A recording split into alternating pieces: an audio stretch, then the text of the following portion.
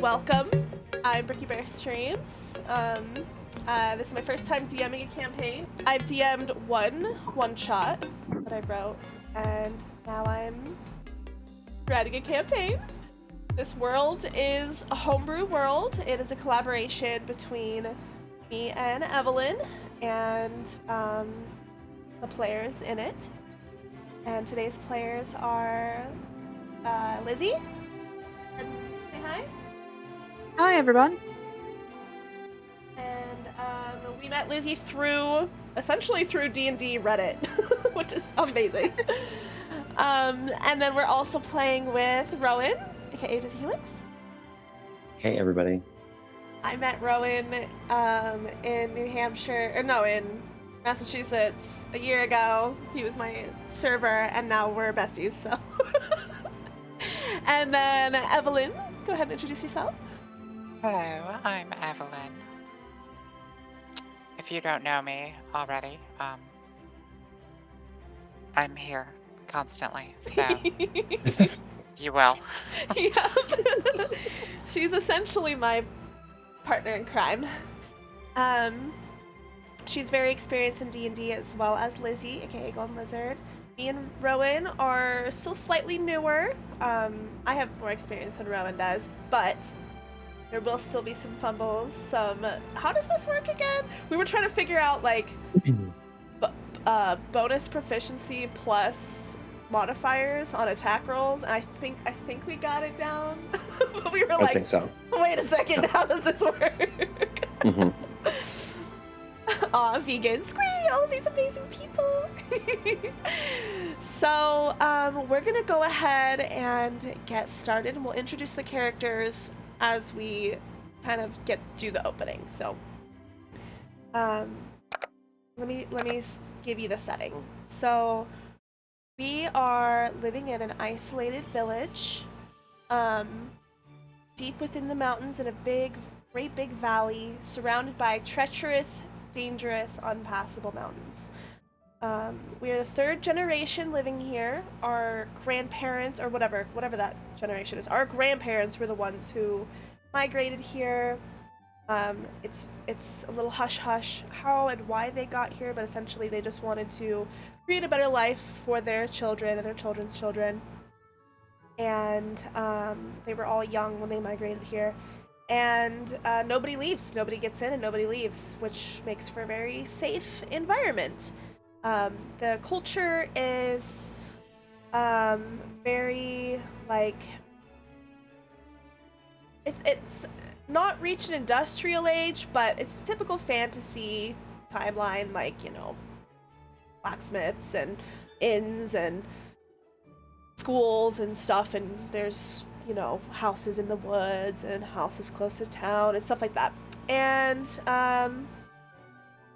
what else? There are sometimes dangerous creatures can make their way into the valley. They typically fly over the mountains that are much too treacherous for any normal person to, like, any adventurer to go over. It's just really scary and really dangerous. Nobody is, like, left and come back. So,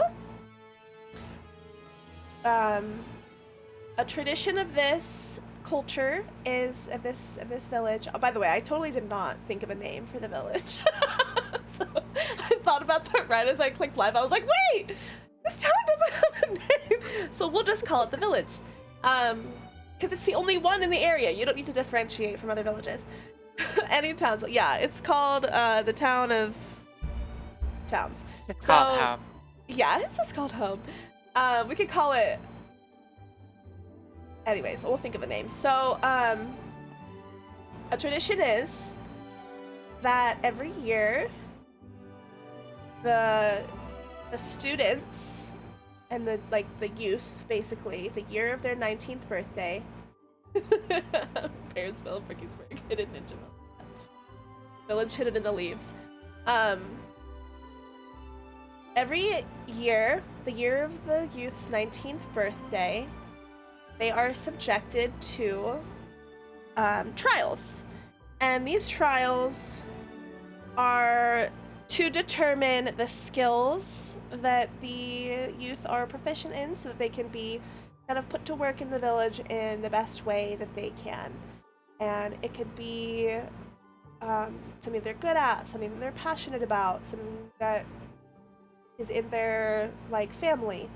And essentially it's just to kind of make sure that the village is continuing this prosperity and this, you know, like amazing, wholesome, happy time. So, it is the morning before... Exactly changed. It is the morning before your 19th birthday and the day of the trials. I think. Let me double check. I think that's the right day. The itinerary is that you have your what did I call it, you guys? Your naming of the future.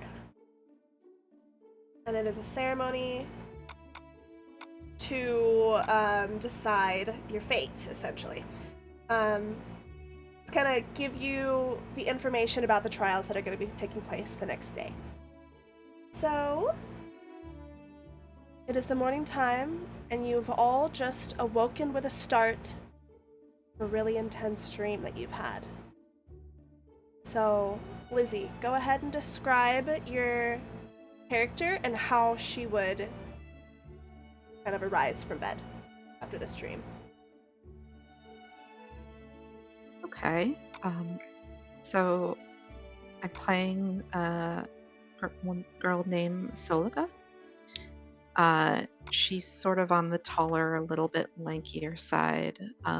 Dark hair, dark eyes, pale skin.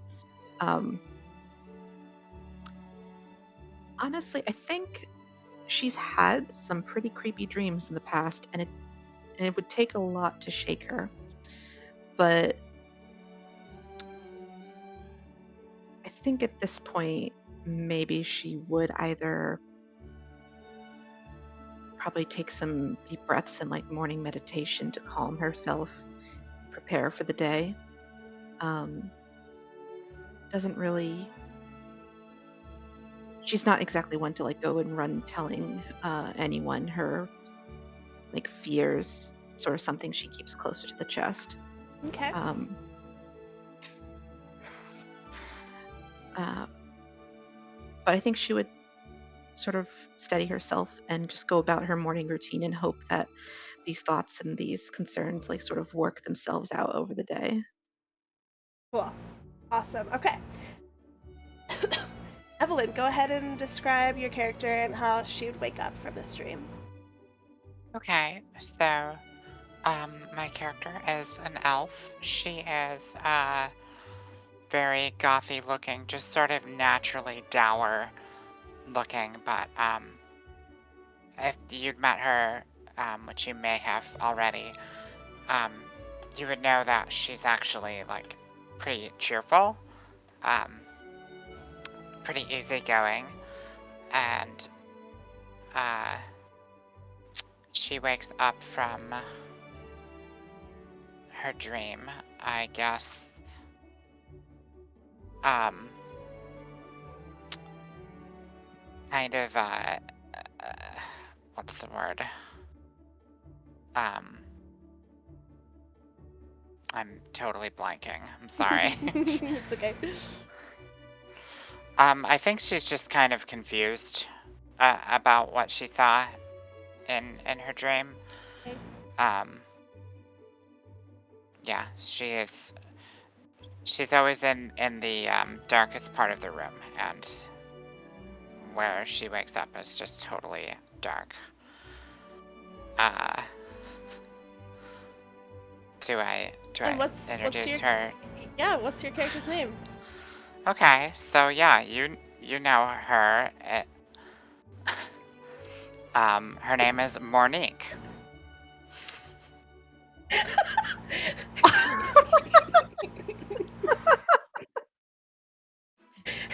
Trying to contain myself. No, don't contain yourself. Don't be rude. I've been playing this whole time. No, I love it. I love it. Somewhere, Kel's ears are burning. I know.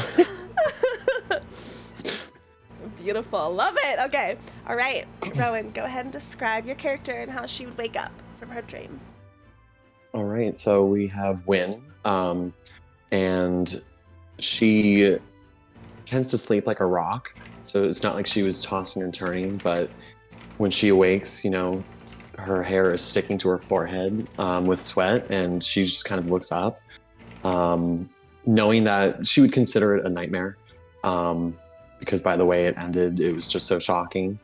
And it almost kind of immediately comes to her that it's like a reminder that the natural way of things, something is wrong. And she knows that where she's waking up right now is not where she wants to be. Love that. And she's not quite interpreting the symbolism within the dream, but it was very strong to her. So she's kind of silent as she mulls about and, begins to wash her hair before the naming. And that's probably big focus on washing her hair. She's got these long locks, these waves of obsidian black hair, and these like bright green eyes. She is pretty tall, and she is built from her life on the farm, and also because she's always out in the sun, her skin is fairly tanned, but you could consider it a farmer's tan, so it's only the parts that are exposed. Other than that, yes. Beautiful. All right, so as you, thank you very much, everybody. It's all beautiful. I'm so thrilled to meet these characters. So, as you go about your morning routine, kind of just getting mentally prepared for the ceremony, and reflecting on the life that you've lived and the life that you are going to be living. Oh, what's your name? What's your character's name, Rowan? Wynne. Wynne. Wynne. So, Ooh. yeah. So, you each step out of your front door and you head towards, the music changed. You head towards the fork in the road that you know leads through the town to the training grounds where you were told to meet today. The ceremony isn't for another few hours, but you do find your way to the fork in the road where your house is. Oh my gosh, your house is. The paths to your house kind of coalesce, and there, standing at the fork, is a person that you know. You're very familiar with them. They have curly lavender hair, and they're kind of short, very voluptuous, and she's got a big smile plastered on her face. And you know this as your dear friend Bubble. And she sees you all kind of walking out from, wherever your houses are, and she's jumping up and down and she's waving. Hey guys! Oh my god, are you so excited? Are you as excited as I am? Because I'm so excited! Hey, Bubble. Hi, Mournique! Good morning! Wynne is going to openly embrace her, very warmly smiling, but she's not going to be quite as vocal. She'll just be like, yes, I am quite excited for this. Good morning,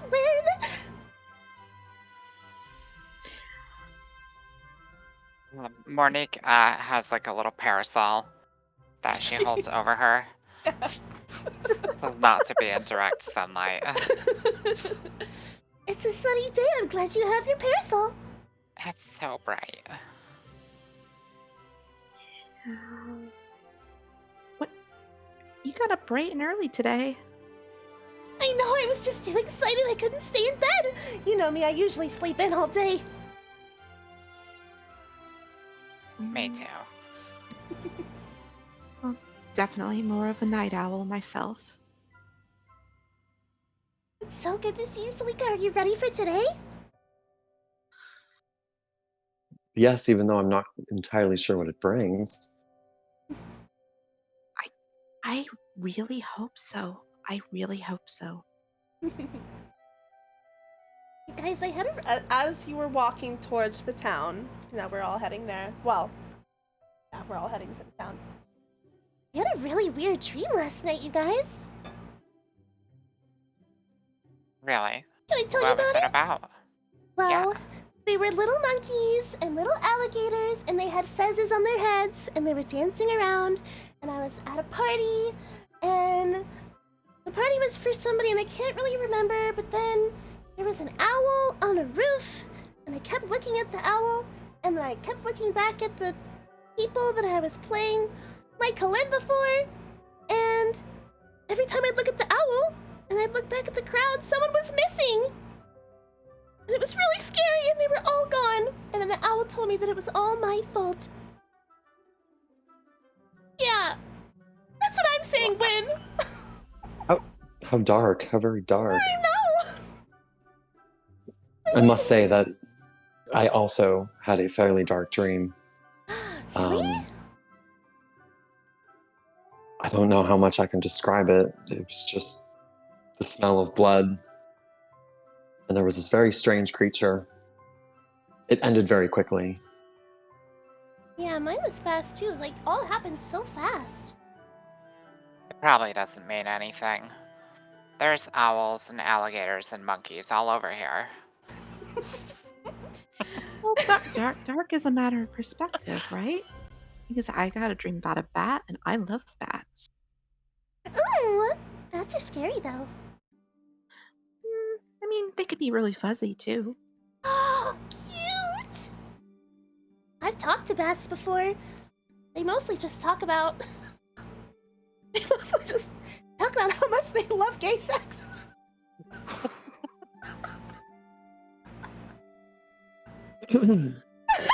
No, One bat told me that 40% of bat matings are gay. Yeah, I think I read a scroll somewhere that said that. I don't think I've heard anything of the sort. It's true! We speak to very different bats, Bubble. Maybe you should broaden your horizons when it comes to the kind of bats you talk to. That's a good point. Side note for the audience, that is true! 40% of matings between bats are male bats together! Look at each other. Yes. Anyways. Alright, we make our way to town. We have to cross the town before we get to the training ground. But as we're talking about, the B in LGBT is for bats.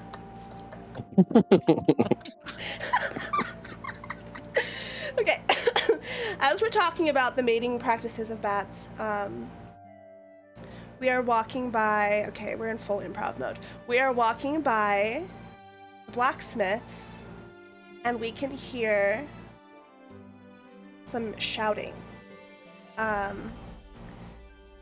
We're playing D&D. Let's get some dice rolls. Here's some shouting coming from the blacksmiths. Does anybody want to do anything? Sure. What kind of shouting is it? Like distressed? Is it like a, does it sound like a domestic dispute? Go ahead and roll me a... Maybe insight? Yeah, I'm looking at your character sheet. Go ahead and roll me an insight. Okay. 7 plus 2, so 9. Okay, so you can't quite make out the words being said, but you can tell that there are several voices. It sounds like younger voices and a very stern female voice. if not a bit squeaky. You're coming from inside the blacksmith. Maybe we should go check that out. I kind of wanted to stop and get a bubble tea anyway. I love bubble tea, but you're so right. We gotta make sure the blacksmith's okay. Okay. Anybody else want to do or say anything? I'm going to agree to follow. Mm-hmm. Okay. So as we walk into the blacksmith, we see the blacksmith, who we know as Miss Skip, a older halfling, kind of leathered skin, scars on his hands and on his face, and he's got his like goggles on his forehead, and he is being tormented by some of the village folk and village kids, like I'd say like 15-year-olds. Let's say a half-orc and a half-orc that you know is the name is Jep, and a wood elf named Crispin, I guess. And I shouldn't expose when I'm improvising and what I've written. I just gotta go with it. So Jep and Crispin are holding the tools, like the tools above the blacksmith, and he's saying, the blacksmith is saying, "You're gonna make the metal! You're gonna ruin the metal! I need to use my tools!" And they're kind of dangling it above his head, and then you hear that loud female voice just threatening and telling these taller, younger kids that their parents are going to be hearing about this.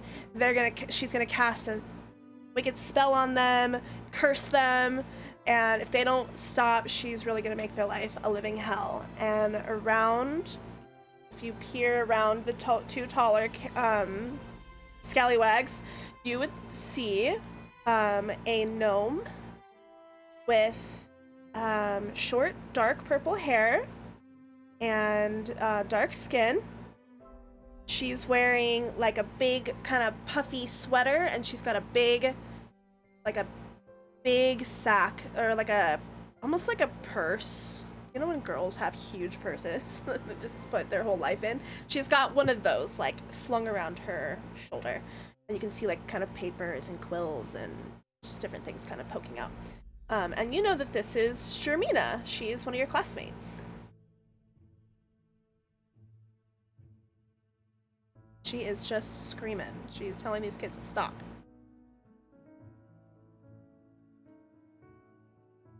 So the kids are roughing up the blacksmith, and Shermina's the one yelling at the kids? Yes, exactly. Okay.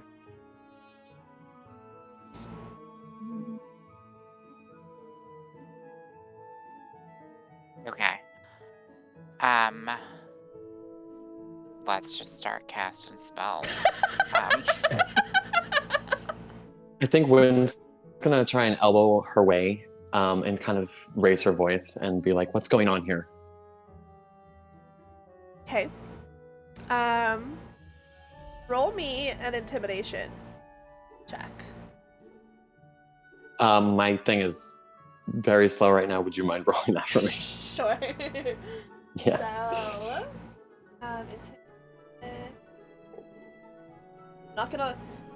I'm not gonna fudge any of your numbers. It's okay if you do. Okay, so roll a nat 1. Okay, +2. Well, a nat 1 is a critical failure. So, you walk over, and as you try to elbow your way, you accidentally touch something of the blacksmith's that's like really hot. And you're like, and the kids just start laughing at you. And Jermina's kind of chuckling a little bit too. Like, nice one.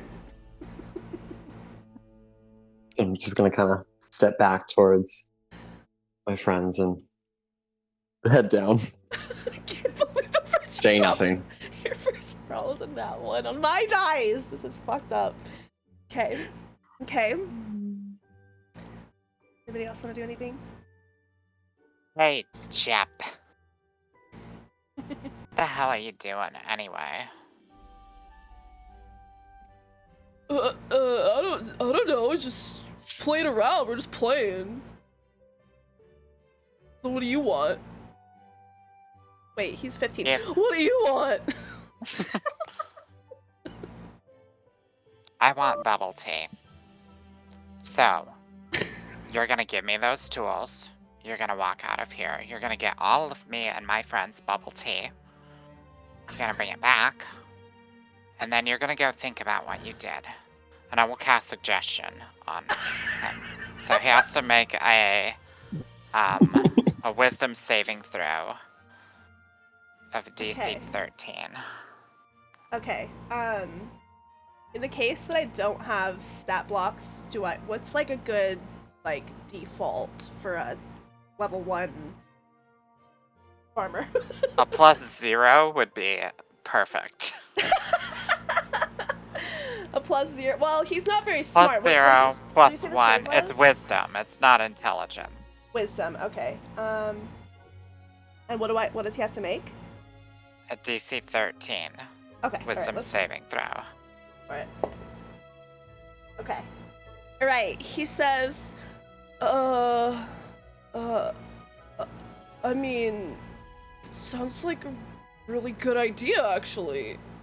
Come on, Crispin. And Crispin's just like, what? What? Dude. What are you talking about? And Jep is a half-orc, so he's like big, tall, burly, strong. So he kneels down, he hands the tools back to the blacksmith, and he says, "Here you go, Miss Skip.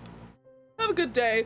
Have a good day." And he walks out, and and Crispin is just so utterly confused and just follows Jep and looks back at Mournique and sneers and just like, "You weird fucking witch."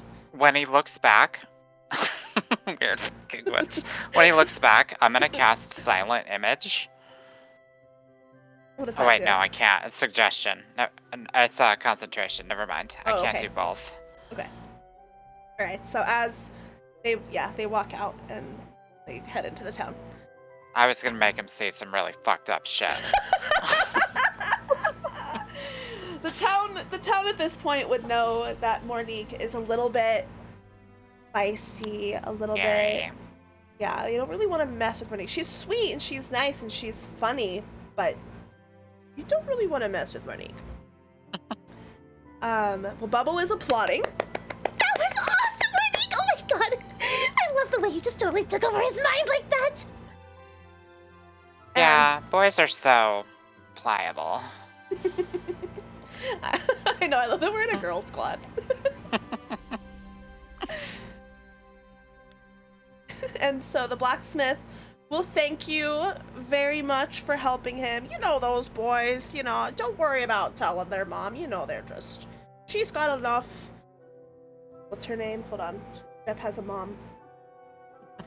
You know, Bora has a lot going on, you know, her and her boys on the farm all by themselves. With you around, Mournique, I don't gotta worry about them, but hopefully he gets that bubble tea for you. He seemed kind of confused as to what bubble tea is. It's tea with bubbles in it. That's not that complicated. Any tea that I'm drinking is bubble tea. It's the tea that comes from Bubbles' house. Wait, I love that. Does Bubble have a tea shop? It's their garden, I guess. I don't know. True, yeah. I just grow the plants. Okay, so he says, "Good luck at your naming ceremony today. I'm sure you'll all be I'm sure you'll make a good group. You'll make a good squad." Do you know anything about the ceremony? We're not really sure what to expect. Well, I mean, it's not really for me to say. You'll find out when you get there. I just have... Something tells me that the, Something tells me whatever group you're put in is gonna be the perfect group for you. I sure hope so. A bit predestined, but I suppose. Well, good luck out there. I'll be rooting for you guys. For you ladies. There's no guys in this group. For you young ladies. And he gives Mournique a little wink. Bubble, do you have anything to say to the blacksmith? Bubble is Sorry, just kinda I'll only like, do that once. wait, what?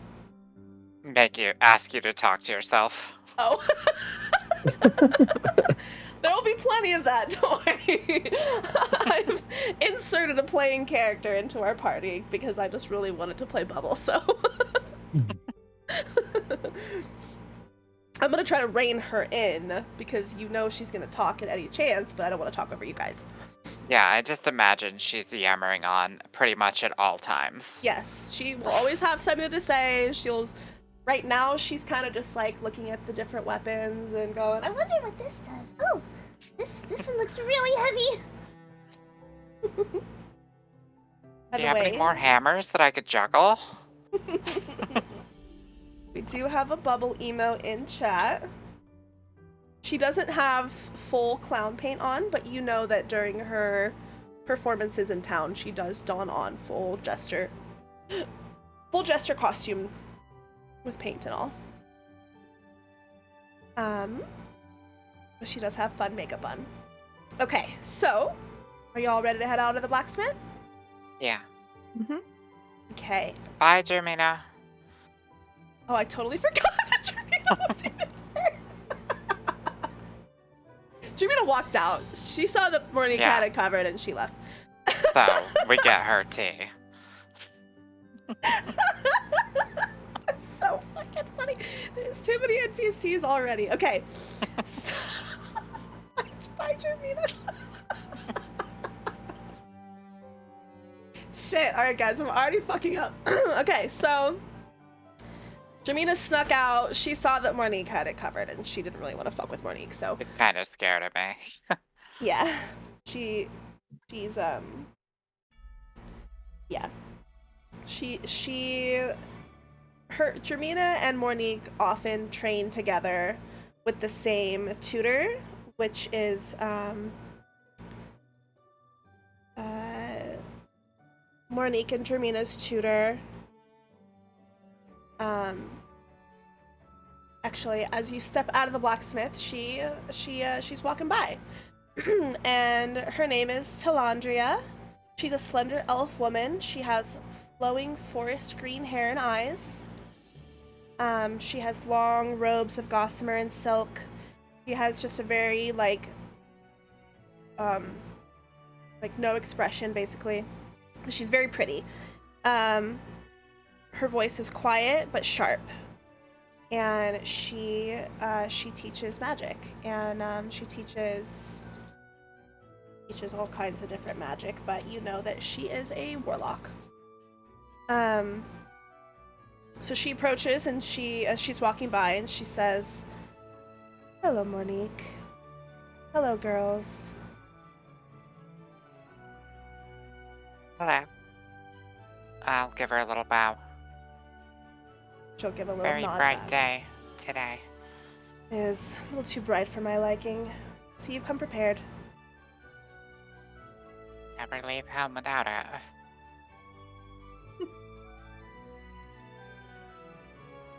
Are you all ready for your ceremony today? I don't know. What do we have to do? Oh, don't worry. Once you get there, the headmaster will tell you everything you need to know. It's quite a tradition that we've upheld, so wouldn't want to spoil the surprise. It's not that Is great. it dangerous? Oh dear, no. The trials aren't till tomorrow.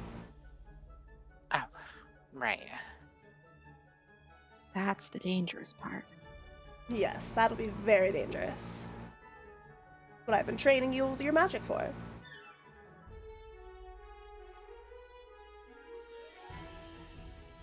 I love the idea of Wynne just like looking at her burn mark like, fuck.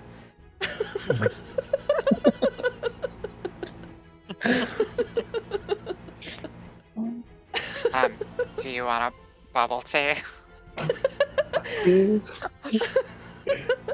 And as you say that, you see Jep kind of mindless, like, head empty kind of expression, like, sauntering towards you, and Crispin is still like, dude, what the fuck? And, what's her name? Talandria notices them coming over, and she says, well, good luck, ladies, and scurries along. And Jep and Crispin return, and they've got their little, like, cart of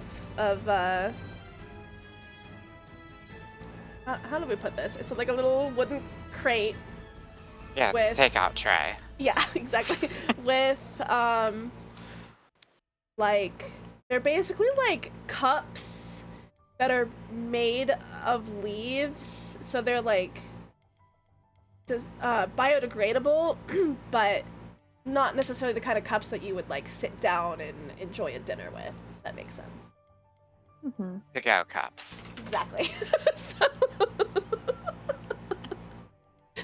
with little rolled bits of bark punched through the top. Here is your bubble tea. And Bubble goes, bubble tea! And he hands him over to Mournique and gives a deep bow.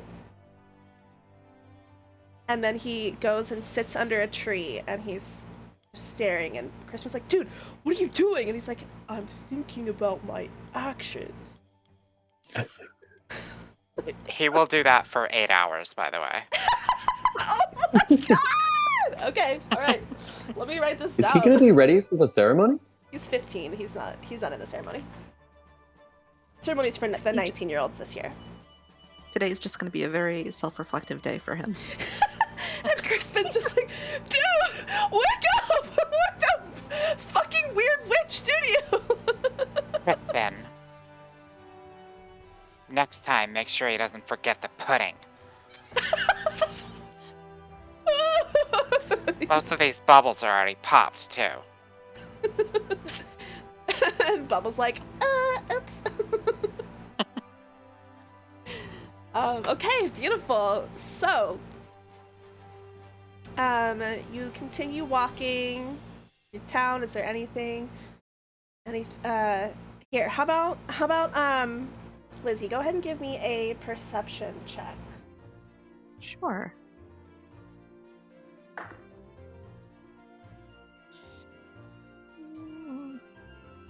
That's a 12. Okay, so as you're walking towards the training grounds, you're taking your time. There's no rush. You know, you're hanging out with your girl squad. You're a girl squad simply because you live near each other, and that's where you happen to meet every morning on your way to school. But feel free to foster friendships. We'll just end up at the same bus stop every day. Yeah, exactly. Yep. So, as you're walking through towards the training grounds, Solikha, is it Solikha or Solikha? Solikha. Solikha. Okay. Solikha. Hold on. Solikha gets a little whiff of some fresh bread, and it smells so good. And you can see, you can follow the, you know, the smell lines, the cartoon smell lines to the baker's stand that's in front of the bakery, and you see Florane, who is a plump and buxom woman. She is a half elf, and she has all these trays of delicious pastries and baked goods and breads and donuts and cakes, and you smell it all, and it smells so good. It's irresistible. I think she would, Solikha would probably go for an old staple, like a poppy seed muffin. And then she would pick out something for her friends. So maybe like,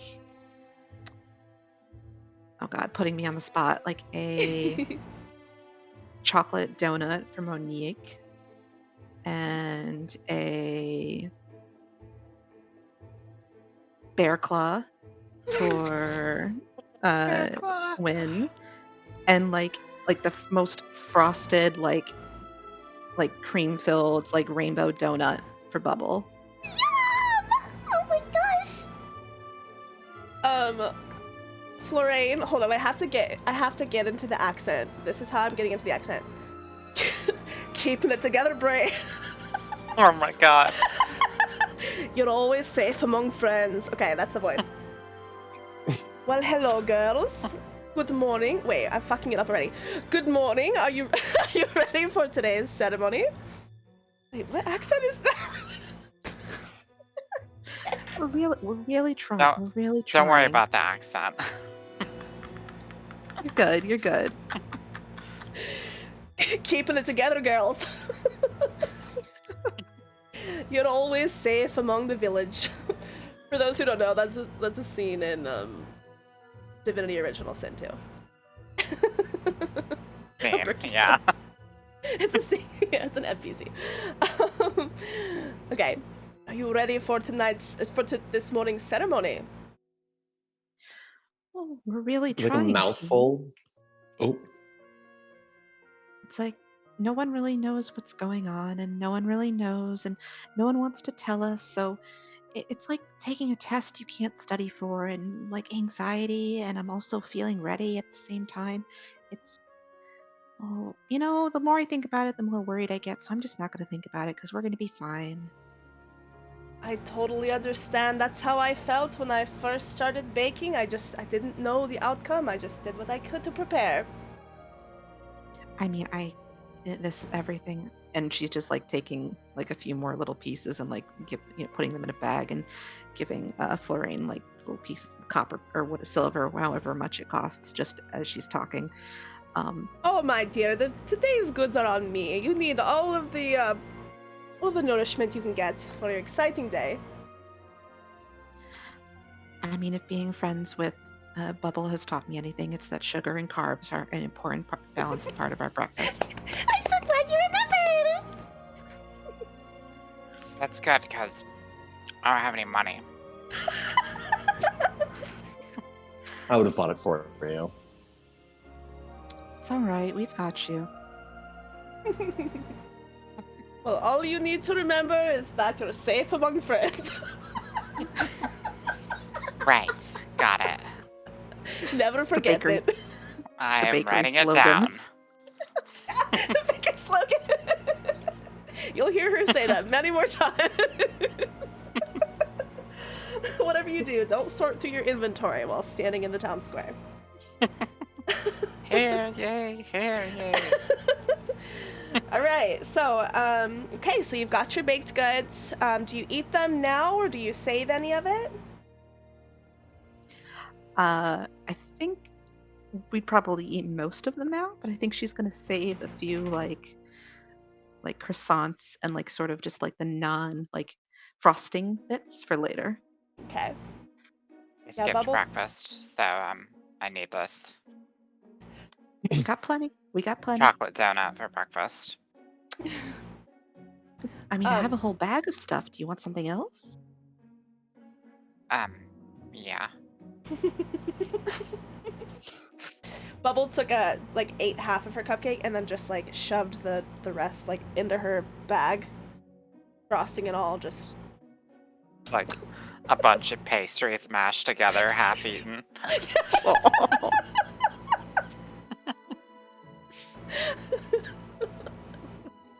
And some makeup.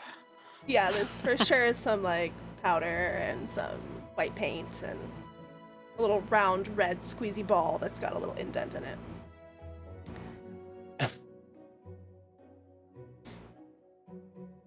Are you enjoying your pastry, Wynne?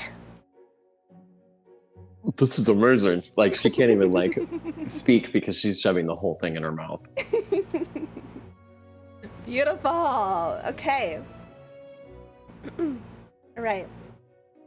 Well, the time is coming to the time is rapidly approaching that you need to be at the training grounds. So you continue on. You see some of your other classmates kind of walking a little further ahead of you. You recognize Mordan, the human monk. They're very quiet, very reserved. They have like basically Rowan's haircut, and then two long braids, two thin, long braids, black braids. And they have bronze skin, and you know them to be very faithful. The whole village is very like religion-oriented, worshipping Theastra, the goddess of light and creation. And they're very much anti-Drakotane, who is the cosmic god of darkness and jealousy and like grudges, basically. Like all things bad versus all things good. You know the drill. So you know that Mordan, who is non-binary, you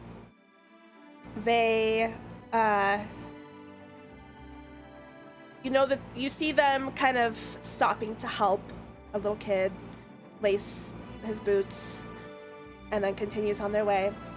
And you also recognize Numi, who is a high elf. She has long straight hair, cropped bangs, and it is split right down the middle, black and white. Pure black and pure white. And you know that she is a cleric. And she's a bit of a bitch. She's very snooty. She's very goody two-shoes. She's very... Oh, really? I'm telling. And I love her. I'm the best cleric. Secret crush. She has a little bit of a rivalry with Solikha. She does not... You'd think that she'd have some kind of, like, connection with Solikha. Friendship, but she, despite any kind of interaction Solikha would have with her, she's just very rude to Solikha. Sorry, what was her name again? Her name is Noomi. Noomi. Noomi. Oh, that's cute. Noomi. A high elf. And then Mordan is Mor'Dan. Apostrophe. We're in Fantasyland now. Yeah. You also see Jermina that you talked to before, and Jermina is walking with a I wrote in my notes bird person, but he's not a bird person. He is a Aarakocra? That's very bird-like properties. He is an Aarakocra, so he is a bird person, but he's not. His race isn't called bird person like it is in Rick and Morty. So he is an Aarakocra. He has blue and white feathers and a black beak. He's got a glaive on his back, and his name is Freed. And I wrote in my notes, think Rivali and Tulin. He's just very nice, very sweet, very charming. But you remember, as you see him, with the glaive on his back, you remember that he cannot fly. For the Aarakocra in this village are all subject to this kind of mysterious illness that prevents them from flying. Oh, he's very strong, but he has very low dexterity. And he just can't fly. And it's a little bit of a sore subject, so you don't talk about it with him. But you see these people, you see your classmates, you pass by the bar, you pass by, and you see Barkeep Jones waving, "Good luck, ladies! Come back tonight and all drinks are on me!" You pass by the chapel, and you see Priestess Sheena standing and waving at all of the students, and she looks, you can see her like affectionately waving at Numi, and then as you pass by, she looks over at Solikha, and she says, "Solikha, my dear, come here."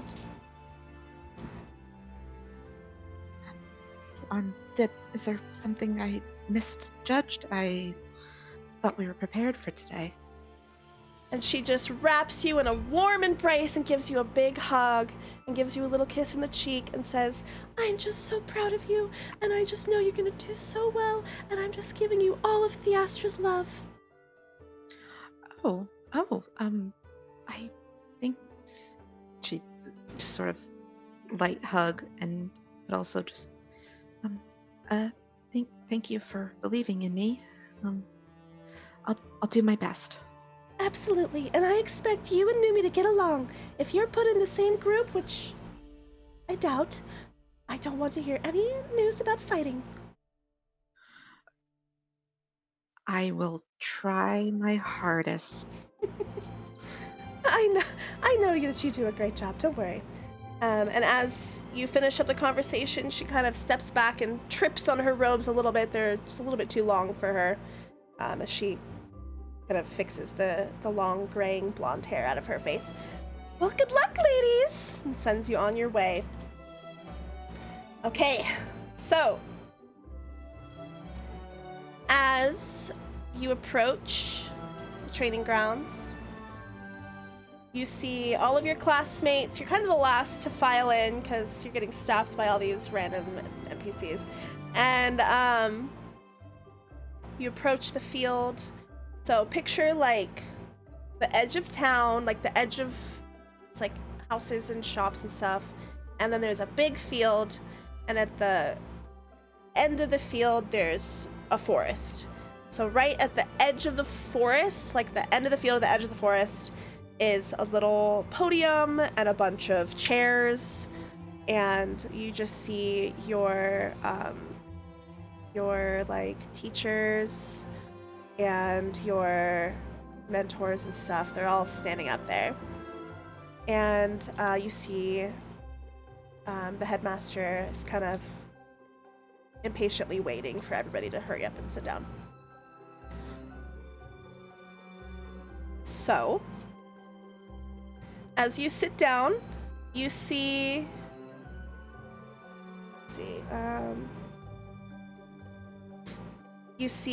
Talandria, who was Mournique's mentor. You see Jespin. Oh, dropping dice. You see Jespin, who is a tall, muscled male, half-orc. He's got a scar across his mouth. You've heard the story many times of how he got the scar. He had saved the town from an owlbear attack. In fact, Wynne has indeed helped with this endeavor. They were out training when it happened. He's got sandy blonde hair, warm brown eyes, a stern expression, but a hint of laughter in his eyes, like he had just thought of a joke, but didn't think it'd be appropriate to share right now. You see him standing up there. Man? He's a half-orc. Half-orc.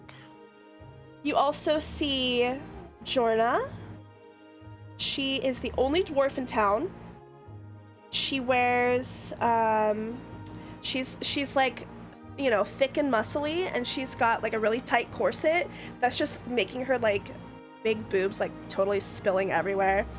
and she's wearing like a really low cut top, and she's got like muscly pecs and muscly arms, and she's got a big bright red beard, and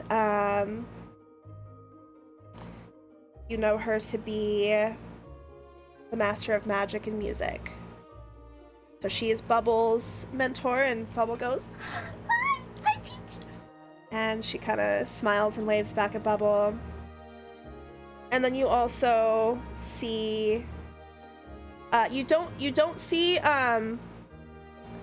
what's her name? You don't see Sheena because she has to stay at the church, but she made sure to give her girl a big hug. So you see the teachers and you see other random, people that are inconsequential at the time. And you all make your way, and where do you want to sit? There's seating available in the front, the middle, and the back. Wherever there's shade. Okay. So probably closer to the front. If there is any. Yeah, there would be some shadows coming from the edge of the forest. Yeah, there. Wynne would like to sit up front, so she's gonna be like, "Let's go, girls." I mean, I don't. What? Why are we separating? You don't need to. You can sit with us. I just have to be in the dark. It's a condition. Do you need care? Like, I end up going with Mournique, just thinking like she needs like special care to stay out of the sun. Like, is it hurting her? Is it like? It's So I think I very end up sitting. uncomfortable. That's I'd like to be able to see the ceremony as well. okay. And we could just sit in the back. That's fine. No, the front. The front. It's where the shade is. Oh, okay, sure. Okay. All right, and Bubble will, of course, go with you. All right, let's go to the front. I forgot my glasses at home, so that's perfect. I got God. cupcake frosting on my glasses. You know how it is getting frosting. You can't ever get it off.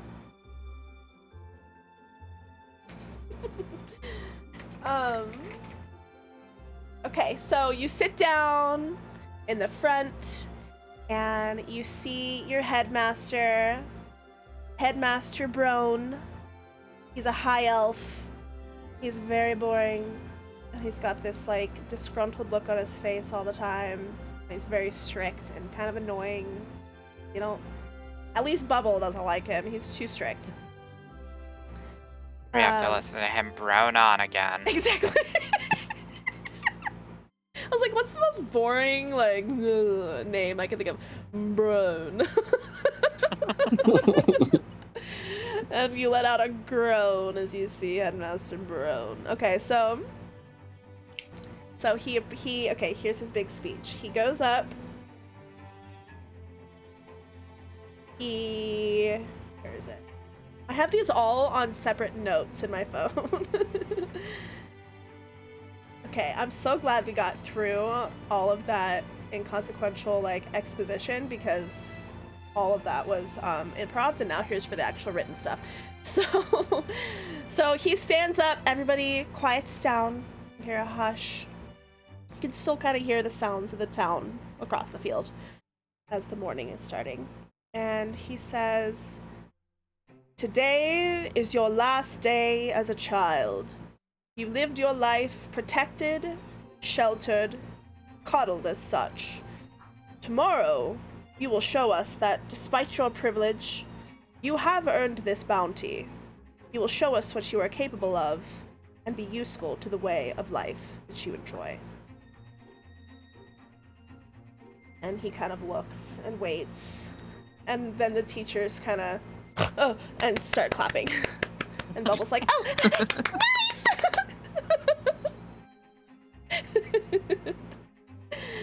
And then Jespin, the half-orc teacher, stands up and he says, "All right, it is time for the naming of the future. You will form squadrons of 4. You will protect each other, look out for each other, understand each other, and keep each other accountable. they're more than your family now. They are your future. And he starts naming off the names of students. And he says, he names 4 students' names, and he says, this is Team Valley. And Team Valley walks up and they shake his hand, and he, one of the other teachers escorts them away through the woods. Or not through the woods, but back towards the town. And then he names some more names, and they approach, and they're assigned a teacher, and it's Team Mountain. And they're sent away to the town. And then Team... Here, I'm gonna let the dice decide this next team's name. Okay. So then he calls up, you hear the names. There's not too many kids left, but you hear the names,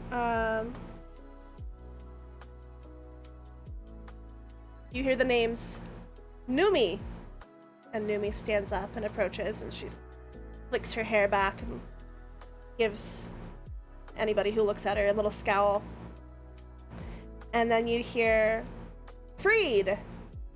And Freed hops up, and he's got this big smile on his beak, and he's like, all right. And you hear Mordan. Mordan quietly and stoically stands and approaches.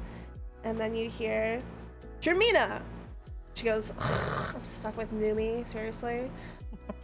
And she walks up and shakes their hand, and they are assigned the teacher. They're assigned Jorna, the dwarf, the red beard. And you can hear Bubble go, I was hoping Jorna would be our leader. And I'm gonna let the dice decide who are... Okay, so then they walk up, and they are starting to slowly walk towards to the village, and then you hear Solikha, Mournique, Wynne, and Bubble. You are Team Future. Oh, did I say what the other team was called? What was the last team? Team No. Prosperity. I was waiting for it. Yeah, sorry. I like let the dice decide and I didn't tell you. So the other team's called Team Prosperity. We are called Team Future. And a hush kind of goes across the teachers. So like, Team Future. Oh, okay. That's pretty good honor. And our teacher that is assigned to us is Jespin. So the half-orc himself, who's been announcing this whole thing, says, and I'll be your leader. And they name the rest of the students, and they are getting ready to kind of scurry away, when all of a sudden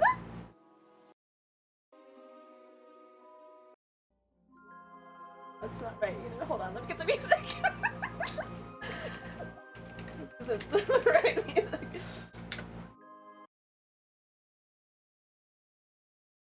All of a sudden, you hear thundering of hooves.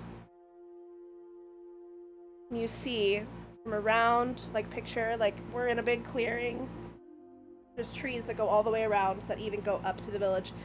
You see from the trees a this is not the right music. A stampede of really scary looking wild boar, and they're headed straight for the village. And there's a playground and a schoolyard with a bunch of little kids, and the boars are rushing towards the schoolyard. And At the same time, a freaking manticore pops out of the woods in front of you and slashes Headmaster Brone in the back. So Rowan. half of the students that were like assigned into their groups last, they fucking scatter. They run. And Team Prosperity hasn't walked very far. They've just been sauntering over, like laughing and talking about how excited they are. So they're kind of still right there with you. So what do you do? I think we should split up. You know that a manticore is not easily taken down. I think we need to get the headmaster out of here. Would I know, like, what a manticore usually eats? It's probably people. You have, you know what? Give me a history check. Okay. It's probably people. Oh, that was almost a 20. 8 plus 1, 9. Okay. That's so, 2 9s in a row. Oh, okay. As you regard this manticore that has the face of, like, kind of a humanoid face and a... Let me put a picture of it in the Discord. It's like got a lion's body and like dragon wings. There we go. That is a manticore. You have heard Very scary. You've heard rumors of winged beasts such as owl bears and other fearsome foes, and you have never seen a manticore, but you know that it is scary. So go ahead. Did it? Oh, sure. Go ahead. No. Go ahead, Lizzie. I was just wondering, did it look like it came for the headmaster specifically, or just like he was the first that it got to? Roll insight. Okay.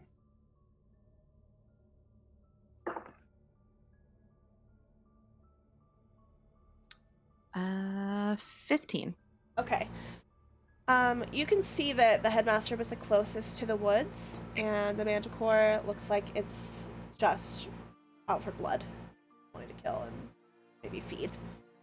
Okay. Go ahead and roll for initiative.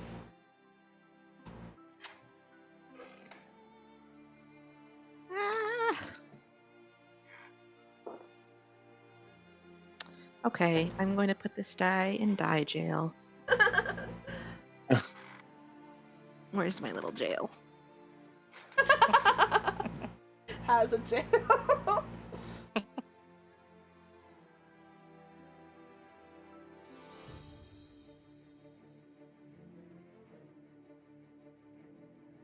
So, Evelyn, what did you roll What was I supposed to roll? for initiative? Okay. 14. And, Rowan, do you need me to roll for you? No, I'm good now. Okay. I got 13. 13. Minus 13. And Solikha? Nat 1 for a 3. Okay.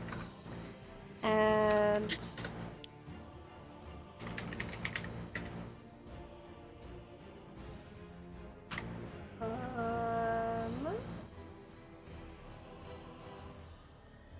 okay. Okay, so before we get started in any combat, what is it? So you see the boars heading straight for the village, and you see the manticore slashing Brone. You essentially have to make a decision. There is no time to do both. Can we split up?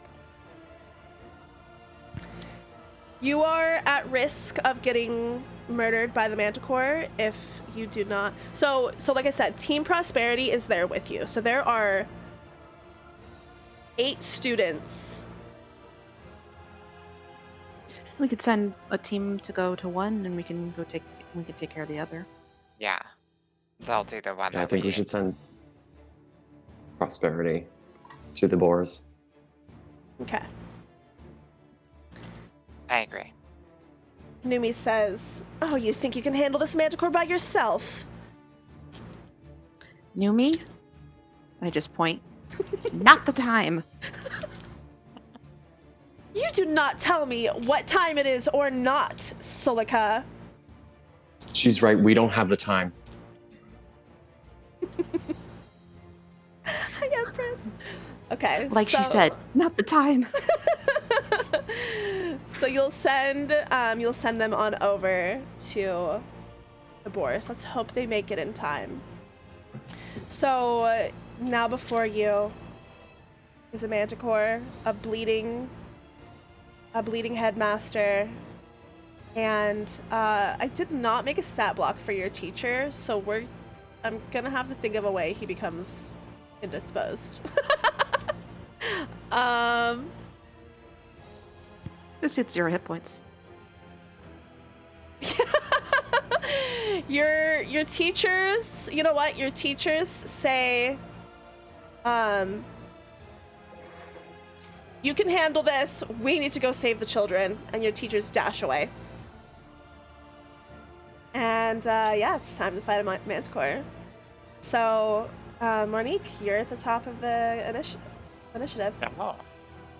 Unexpected. Well, do I have my weapons?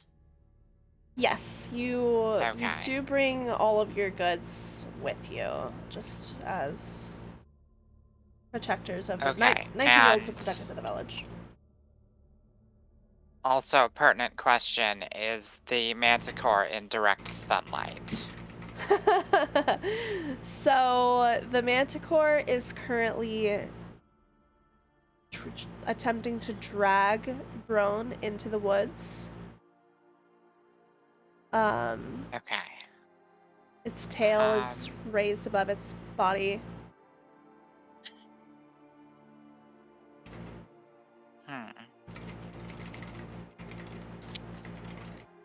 Let me think about this for a second. We have Empress and Kayla in chat. I'm kidding myself right now.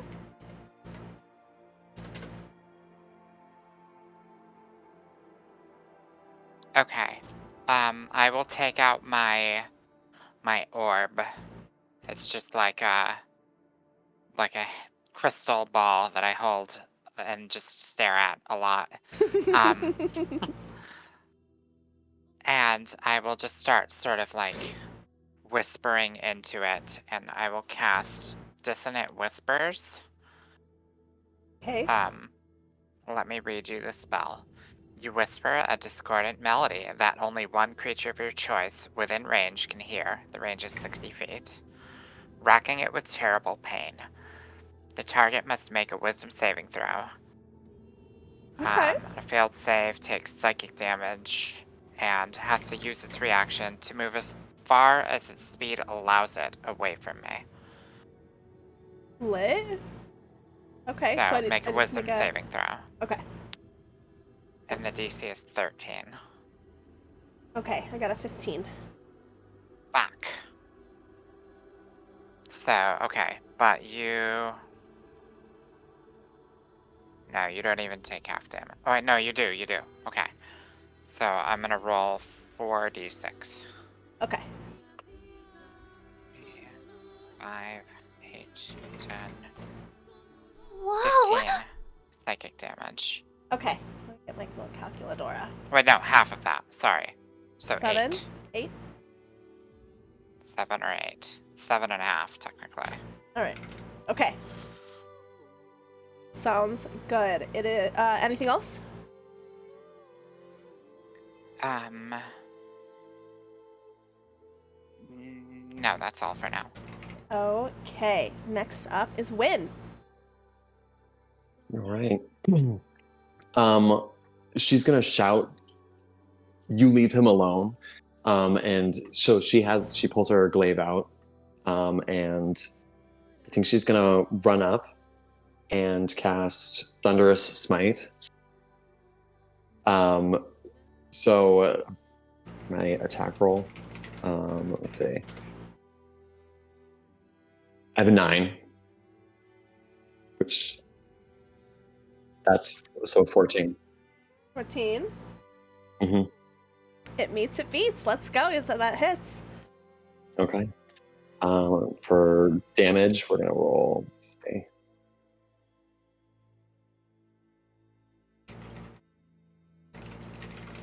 We're gonna roll for 8. 8 damage. Mm-hmm. And then I'm gonna roll 2 extra dice for thunder damage. And that's gonna be 6 points of damage. Okay. And the Manticore has to succeed a strength saving throw, or be pushed back and knocked prone. Okay. So that was 6 damage and 8 damage, and then we have to see if it's get knocked prone. Mm-hmm. Okay. It's got to be 12. Let's see.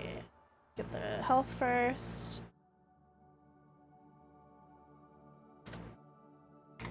Okay. And let's do a strength save.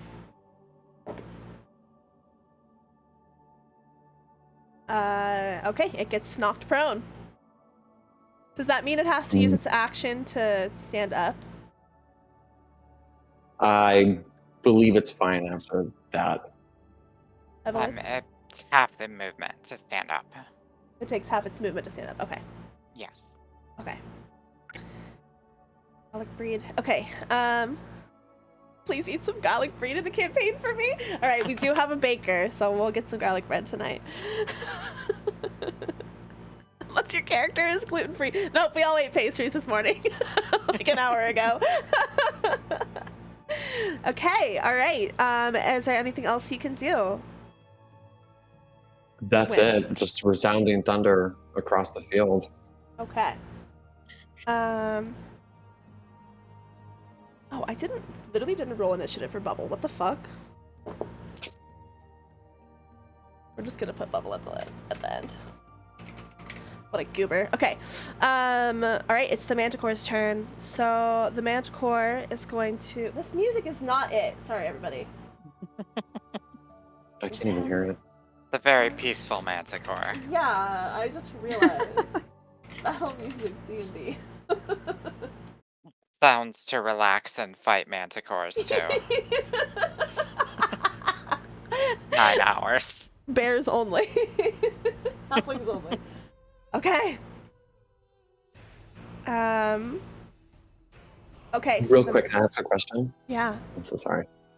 Did that knock the headmaster out of his grasp?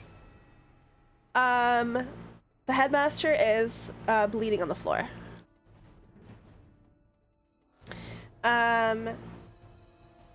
He's not dead, but he's like unconscious. He's an old man. He does not fight anymore. I'm the DM. Future is Empress. now, old man. Okay, so this is my first campaign ever, Empress, that I'm running, so that's why it's a bit scuffed. So, the Manticore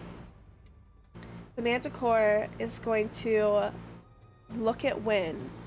So it's gonna get knocked to the ground with this thunder damage. Just collapse to the ground, and it's gonna slowly rise up, and it's gonna lift its tail, and it's gonna shoot spikes from its tail at Wynne, and it gets 3 attacks. So Oh, it's going to spit some spikes at Wynne. First one misses. The next one the next one, because it's like still shaken from the thunder damage, it actually shoots itself in the back of the head. Ooh, So now there's a heard spike. itself in confusion. Yeah. And the next one, it does land. So it's gonna shoot, and it's going to do. Let me see.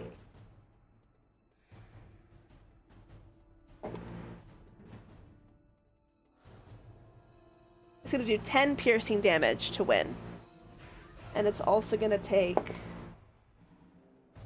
10 piercing damage to its own fucking head. Ooh. It's gonna screech! And then it's gonna kind of back up a little bit. Like, kind of going into the woods. Alright, it is now Solikha's turn. Okay. When somebody's... I think she is going to just take a look at this whole situation and just say, I think we just need a little bit more just to make sure we make it to this promised future. And she's gonna pull out this like red string from her bag and like weave it a bit between her hands, and a strand goes and connects her and her friends, and she's going to bless everyone but herself. Oh. So that's for Bubble, for Wynne, and for Mournique, a D4. You can add a D4 to an attack roll or a saving throw. Cool. To all of them, not just one. Hmm? To all Right. of your attack rolls and saving Yes. throws. Yeah, as long as they keep Oh. As long as the concentration. spell's up. Sick. Okay. And how long does that last? Like 10 minutes. So essentially the rest of the encounter. Can't win if you don't play. Oh my god. Okay. You guys are the win jokes. Are you winning, son? Okay. Is that anything else you can do, Solikha?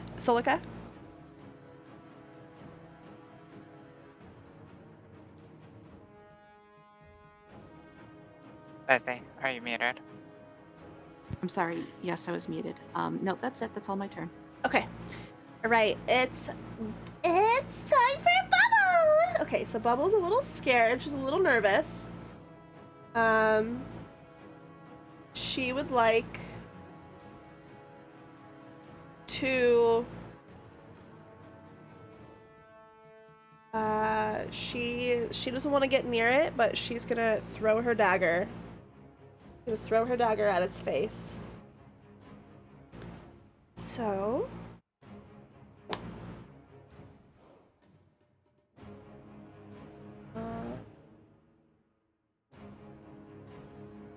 And she misses. Shit. No. And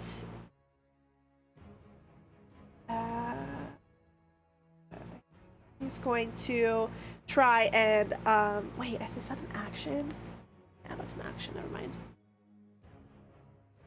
Hide is an action, right? Unless it specifies that Yeah, unless you're a rogue, basically. yeah. I have this Mask of the Wild that is part of my Wood Elf trait. Let me see if that is a I think it's still an action. It just lets you hide in when you're only lightly obscured or something. right, okay. Okay.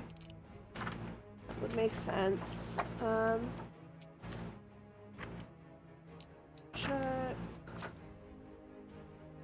Elf. What elf? Right here. Low. High elf. Dark elf. What elf? Okay, Mask of the Wild, can attempt to hide even when. Yeah, okay, that's it. Alright, you're right.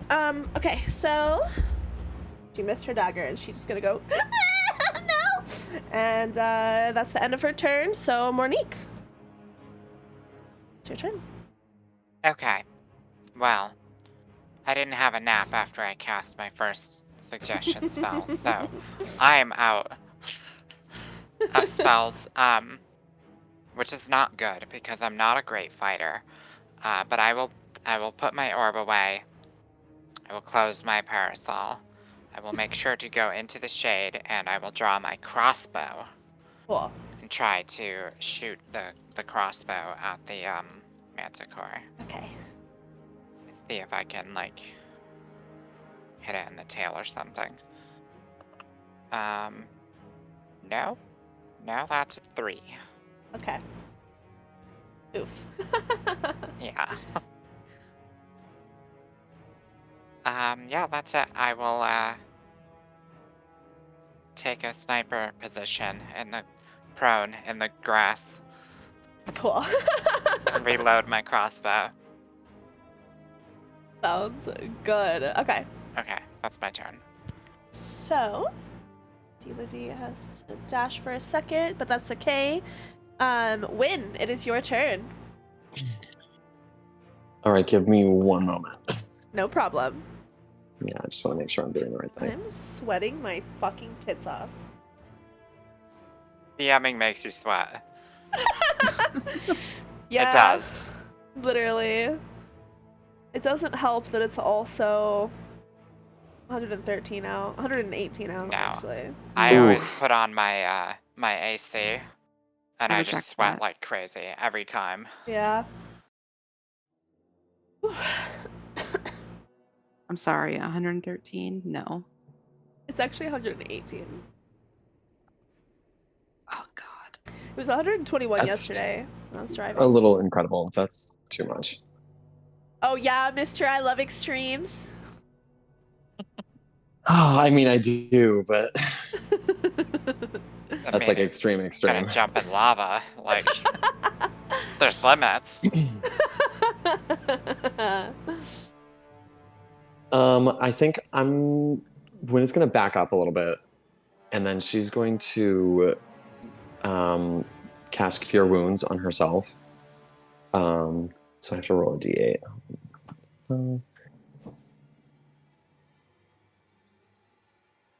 And that's going to heal me 6 points. Okay. So you rip the spine out of your burn. It targeted your burn, so it extra hurt. And you rip it out, and then you place your hand on your burn, and you say something fun. I can't.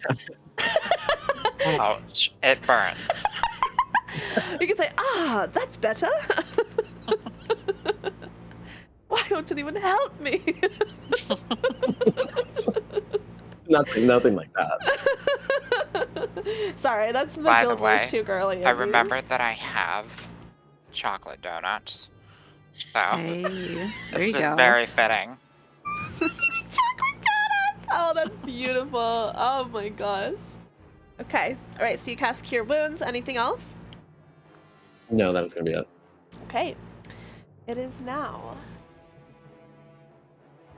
the Manticore's turn. So, trying to remember what did. Oh, Solikha did bless. Mournique's hiding in the grass. Well, Mournique's laying in the grass. Mm-hmm. Bubble is frozen with no dagger in her hand anymore. What else does Bubble have? I made 6 character sheets last night, you guys. So my brain, I was like, oh, this will be so easy. I'll know what all of my characters can do. Your time. Oh, she has a rapier. Okay. Okay. She is going to... I can't believe I can't do Bardic Inspiration on myself. I'm going to... Oh wait, I didn't write how many... Do you know how many Bardic Inspirations a level 3 Bard gets? Probably 2. Let me look it up. I think it's half Bardic level, but I might be wrong. It might be related to proficiency bonus. Oh, I see. It's not on the chart. I'm looking.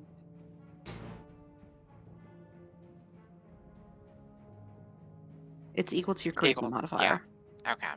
My what modifier? Charisma. Okay, so I have 2. All right, so I'm gonna go ahead and she's just gonna go like, Here, Mournique!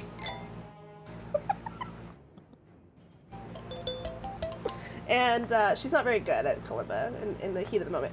And she's gonna cast Bardic Inspiration. She's gonna give Mournique Bardic Inspiration, and then she's going to run up, swinging her sword like, ah, ah! And she's gonna try to hit the Manticore in the face with her rapier. So that would be a and she hits. Let's go. No missing here. So that would be a 1d8. Is it 1d8 plus my dexterity or plus my okay. Thoughts. Okay, she does 12 damage. And hold on, let me see. Let me do this first.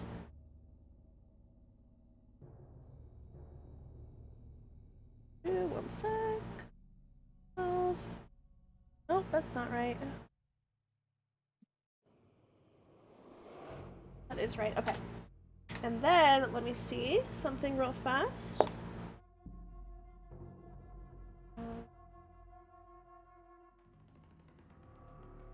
Okay, as she is flinging her sword, and it's kind of like rattling around its face. It's like clicking in its open mouth, and as she's doing that, she feels the tip of her rapier kind of smack something solid and metallic-ish in the Manticore's mouth. Okay, it is My turn. yeah, did I skip Solikha? I think so. I'm last, so Well, Bubble's last. I got a 3. Well, but I forgot to put Bubble in the initiative, so Bubble rolled a 14, so technically she should be going the same time as Mournique. But Have Lizzie go now. yeah, Lizzie, go ahead and take your turn. Sorry, I don't know what the fuck I did. It's okay. It's okay. We're going to hit this thing with. Sorry, did I miss? Wait, am I tripping? Did I have the Manticore Wynne? go again? I think the Manticore's only gone once. What's going on? Okay. Lizzie, go, and then we'll do the Manticore. I went. I think I went after. So I think it was Mournique, Wynne, Manticore, me, Bubble. Right, yeah, but I somehow fucked that all up. So if you want to have the Manticore go now, and then I'll go. Okay, alright, okay. That's Bubble right. just What was goes I whenever she thinking? wants. Yeah, I guess so. Alright, so the Manticore is going to, in response to Bubble swinging her rapier around its mouth, it's going to try and bite Bubble. So, let's see. Sorry, everybody, I'm a little hook-brained. It misses its bite. And it hits with its claws. And hits with its claws again. Doing a total of...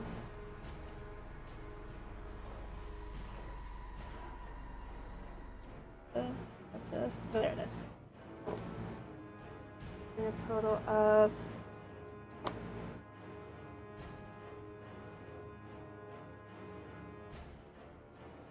Oh my gosh. Doing a total of 16 damage to Bubble. Holy shit. You hear a blood-curdling scream erupt from your friend. I'm not gonna do it. But you hear it, okay? It is now Solikha's turn. Yeah. Well, we're gonna fix that. We're gonna fix that because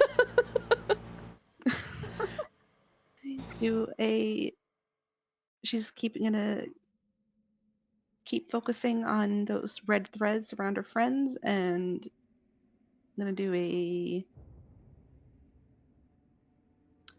Can I run up to Bubble and cure wounds her?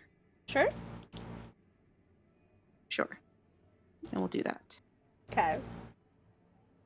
As she's screaming, blood spraying everywhere, like in a B horror movie, you run up and you put your hands on her arm, and the wounds start to close up. And how much does she heal for?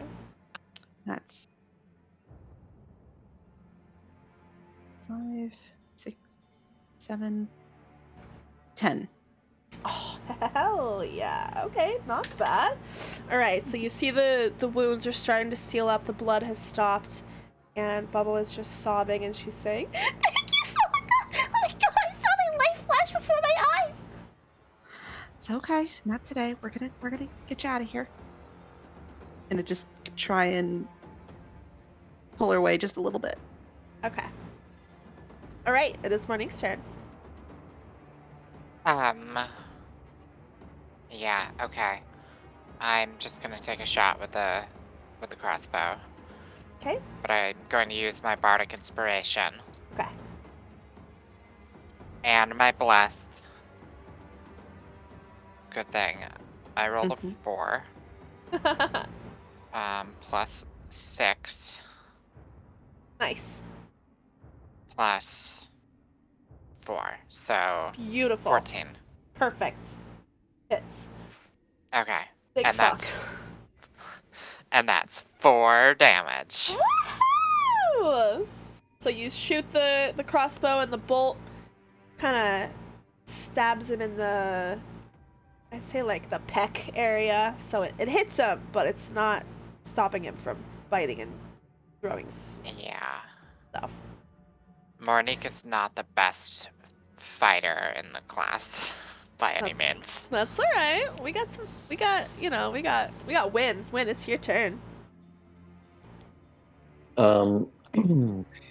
She feels a little bit better from pulling the spike out. Excuse me. So she is going to cast the Thunderous Strike yet again, and she's going to rush up to the Manticore with her glaive, and she's going to go right for its face, and she's going to try and, jab her blade end of her glaive right into its face. Okay. Here we go, rolling. So I'm going to use my blessing on this for a 15. Perfect. Roll for damage. All right, and then we got 1 slashing damage and 4 slashing damage and Did you 5 roll a thunder 1 damage. on your slashing damage? Yes. You have great weapon. Yep. So roll that one again. All right. What is it called, 8. you guys? Great-handed. Great weapon fighting. Yes. Yep. Great weapon fighting. Yep. Not great weapon master. That's right. different. Something different. So 8 damage plus what? 5 thunder damage. Okay. Oh, 8. Oh, 13 damage. And then it has to make a strength saving roll. Okay. Okay, it passed. Okay. So it does not go prone. Yeah, in fact, it rolled a nat 20. So as you try to push it, it kind of... You stab it in the face, but you don't quite get it through like the roof of the mouth as you were hoping. And it does slice its mouth a bit, and it's bleeding, but it maneuvers and it turns, and it does not get knocked down the way you hoped or stabbed the way you wanted to finish it off. And is there anything else you can do? I think while it's roaring at me, I'm just gonna maybe use my movement speed and just back the hell up. I think it can take an opportunity attack if you do that. Ooh. Want to risk that? No, I don't. Okay. I don't. So never Okay. mind. So it's there in front of you, and its face is bleeding. It's got a spike in the back of its head. It's got a bolt in its chest, and it's looking at you, Wynne, and it wants you dead. It's gonna go ahead and multi-attack on you. So it's going to first, with its bloody mouth, take a chomp at you. And it hits, so it bites you, and then it's gonna do a 1-2 slash. What's your AC again? 16. Or does 14 hit? Okay, so 14 plus. Okay, so it's 1 slash makes impact, and its second slash makes impact, so it goes. Let's see Oof. how much fucking damage. Might be a really good Okay, thing that you yeah. healed yourself. So I that certainly hope so. is a 1d8 and then 2d6. So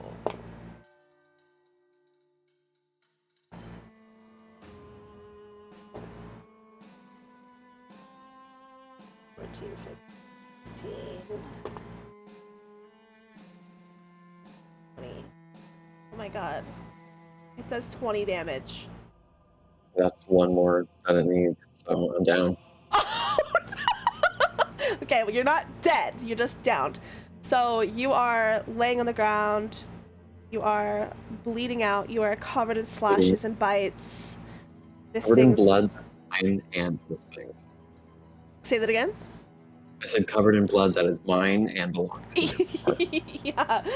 So it is it's giving this weird, like, guttural laughter. And it is now Solikha's turn. I'm going to. I mean, my friends are dropping all around me.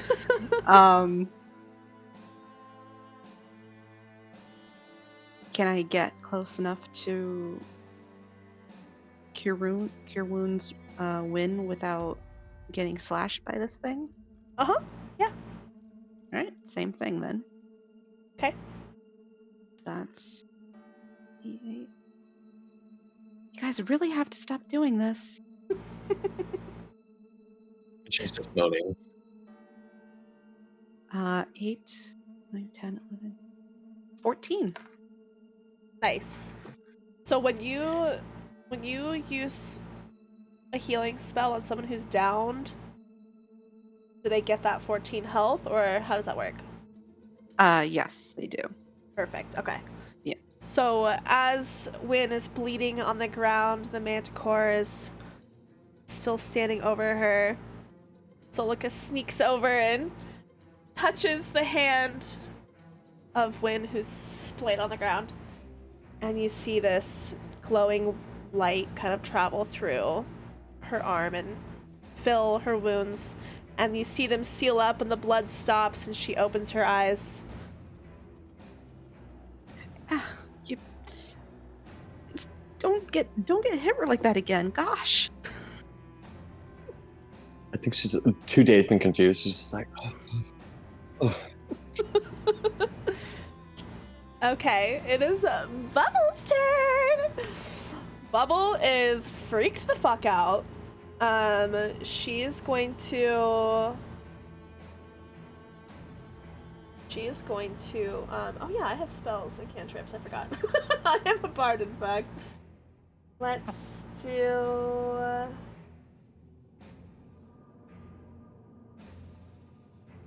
Ooh, okay, hold on. Let me look at this spell. One moment. Stand by.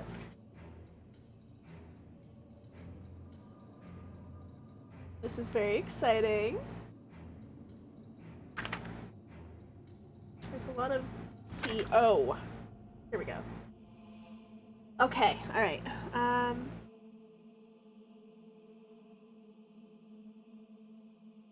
Okay. Bubble? Remembering, even though she tossed her dagger and it landed like next to the manticore, like kind of behind the manticore. Suddenly remembers that she has more than just a rapier in her arsenal, and she pulls out her little kalimba. And you guys, I don't know any songs in the kalimba. You know what? I do know one song. Right? We're gonna play that one song, and she's gonna play. It's not the song you're thinking of.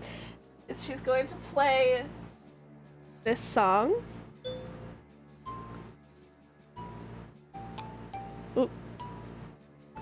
Hold on.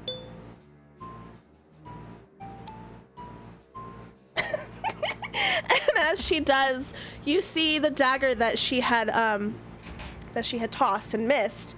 It starts to float into the air by magical means, and it splits, and it splits again, and it splits again, and it just splits into this cyclone of spinning and twirling cloud of daggers on the manticore. Far enough back that it's not hitting Wynne or Solikha, but it's definitely like slicing the manticore from behind. And that will do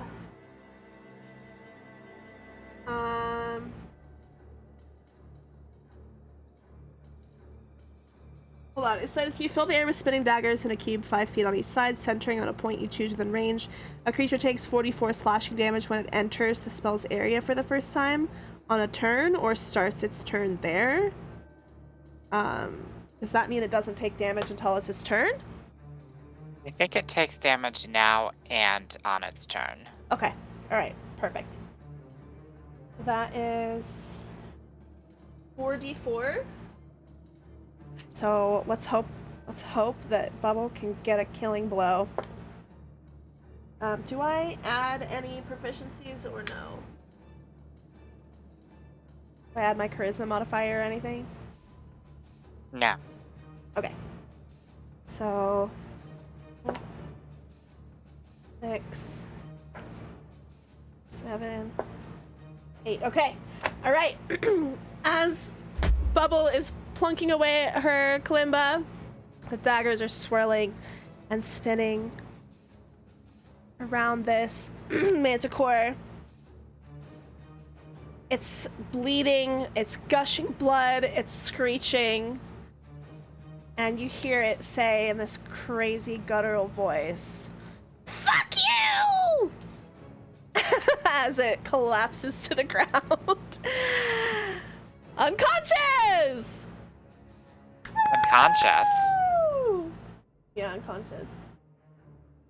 It's barely breathing, but it is down. It is down and essentially dead. Essentially dead.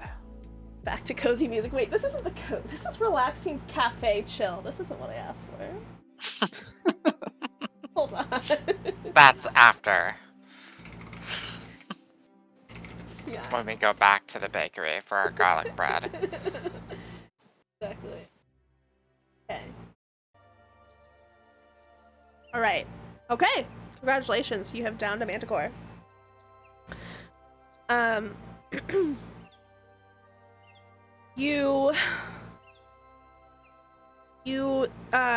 Everybody, roll perception for me. On something above a 10. 17 plus 2, I think. You and Bubble got the same roll. No, plus 4, so 21. Oh shit, okay. Solikha?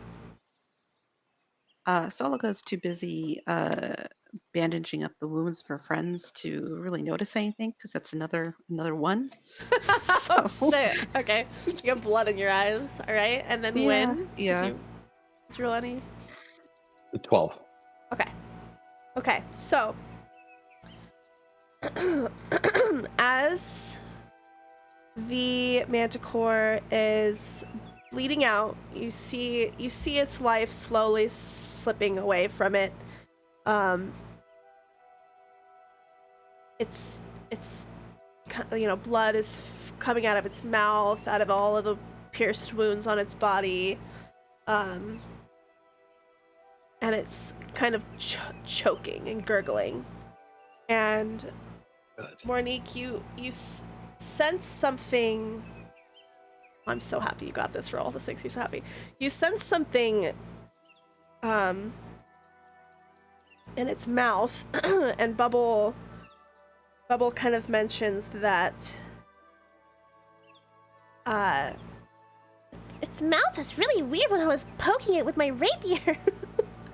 and Mournique, you approach the manticore and you For sure.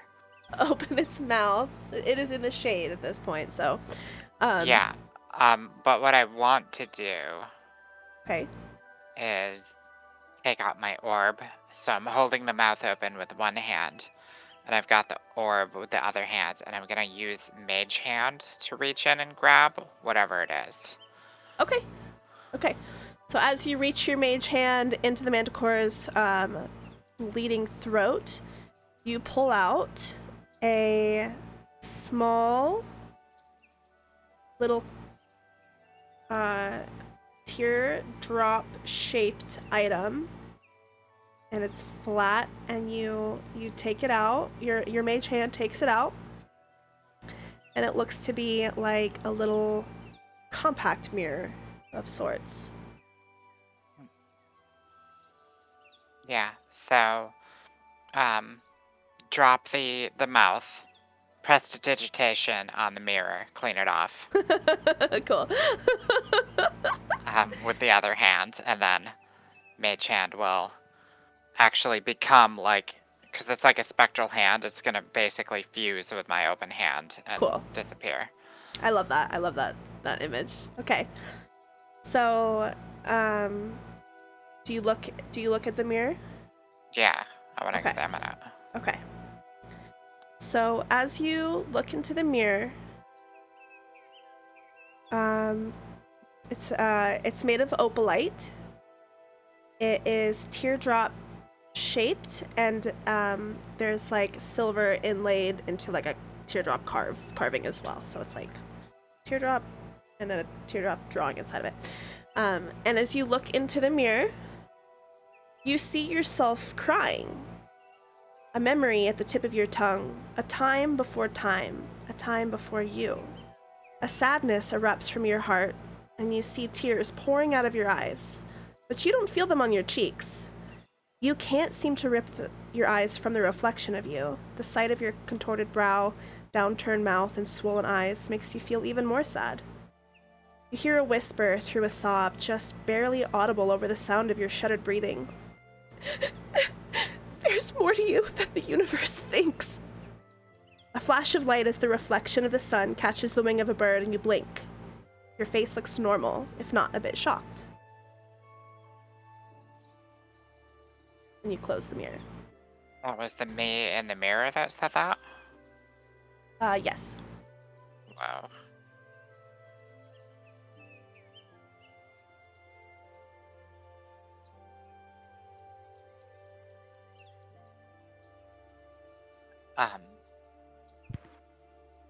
Okay.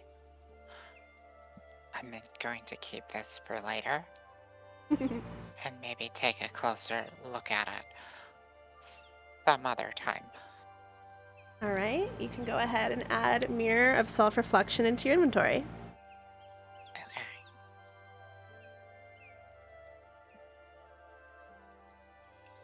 So, as you are pocketing this mirror, does anybody want to roll for perception to see if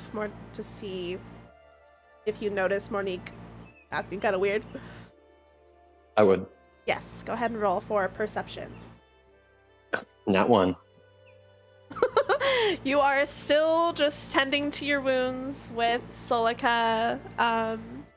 She's just sitting up. Yeah. And let me see if Bubble notices anything. Bubble knows that Mournique often stares into pretty objects, so she doesn't seem fazed that Mournique was just seeing something really weird. Okay, so as you are getting patched up, you hear your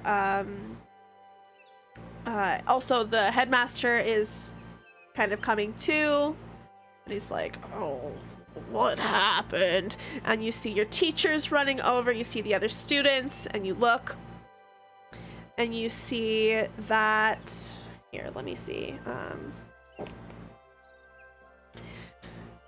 You do indeed sense that there is some bad news coming. So they come rushing over, they come checking on you, and they tell you that one of the kids was really badly injured from the wild boar stampede. The good news is that your celebration tonight, which was planned, is gonna have lots and lots of bacon. But it is still a somber mood because one of the kids was injured, and Sheena what's her name? Sheena? Is that her name? Sheena. Yeah, Priestess Sheena is working her best to try and save the kid, but it's a good thing you stayed here and helped the headmaster, because he would have been helpless had you not stayed and saved him. So they Don't worry, he's safe among friends. Yeah, you see Florence, who's like, headmaster, keeping it together, bro.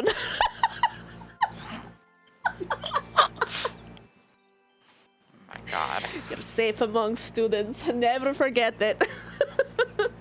Okay, so you're bandaging, you're helping Headmaster Brone off the ground.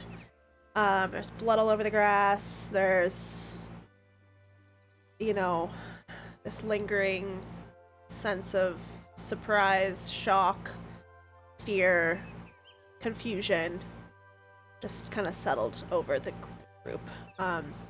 Team Prosperity is with you. The teachers are with you. Well, your Jespin and is it Jorna are there, and they're just kind of asking you, like, what happened? What did you see?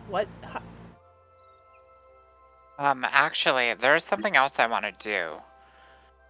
Is the creature still alive? It is slowly. It has not taken its last breath, but it is getting Okay. there. Okay. I want to do something before it dies, but you can go on with what you were saying. I'll do it after. They're just kind of questioning, but no, you can go ahead and do the thing. Okay, I actually want to use my awakened mind to connect to it telepathically and speak to it through telepathy. And manticores do speak common as well. Oh, well, I guess I don't need to do that. But its mouth is fucked up, so you might need to still. Let me see if it can use its mouth. Hold on. Let's give it a little roll. So ask this question. Ask it a question. What is it you want to know? I just want to ask, who are you?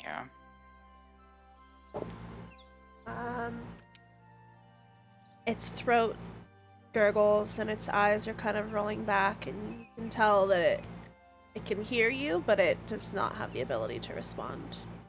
So it can respond through the awakened mind. We can speak telepathically. Okay. So I connect to its mind. Question. You extend the question to its mind, and you hear it say, well, I'm a manticore, of course. Why did you come here?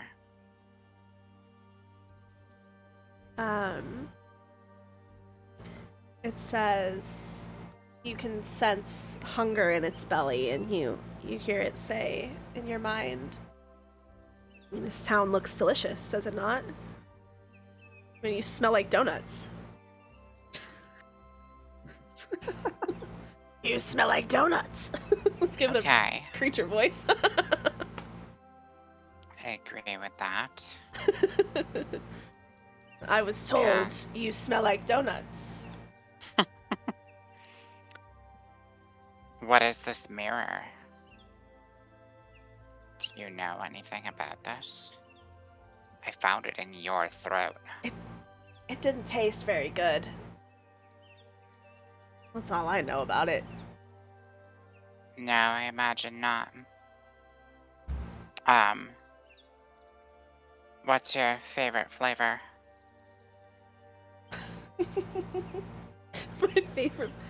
My favorite flavor is What's your Well, favorite kind of meat? my new favorite flavor is Paladin.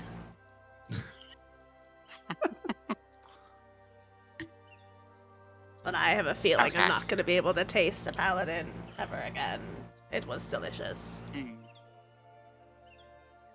And I will just look over at Wynne, and I'll grab her hand and just lick it, just to get the taste. Mournique? Hold on. Did she have And, crumbs? I will. Hold on, Bubble. I will cast Prestidigitation and flavor the Manticore's mouth to taste like Paladin hand. So sweet. He says, one last time I get to taste my new favorite flavor. You are so kind. And then you shot a bolt into my shoulder. I know. And then I'll jam my knife into its neck. Roll dexterity. Okay. Shit. 19. Nice. Okay, you cleanly slice into this manticore's neck, and it sends the life finally escape. A little bit happy that you gave it this a little treat. I feel like Wynne is so salty about this. Well, she can't hear anything, so she's just like, what just happened? What? Are you still shocked by Mournique's weird behavior? I'm used to it by now. It looks. At least she looks damn good doing it. Aw. Love that. Beautiful. Okay. Oh. What? I'm blushing a little bit from the compliment. Okay. So, as the manticore takes its last breath, the teachers run over, the headmaster's slowly getting up, or bandaging, and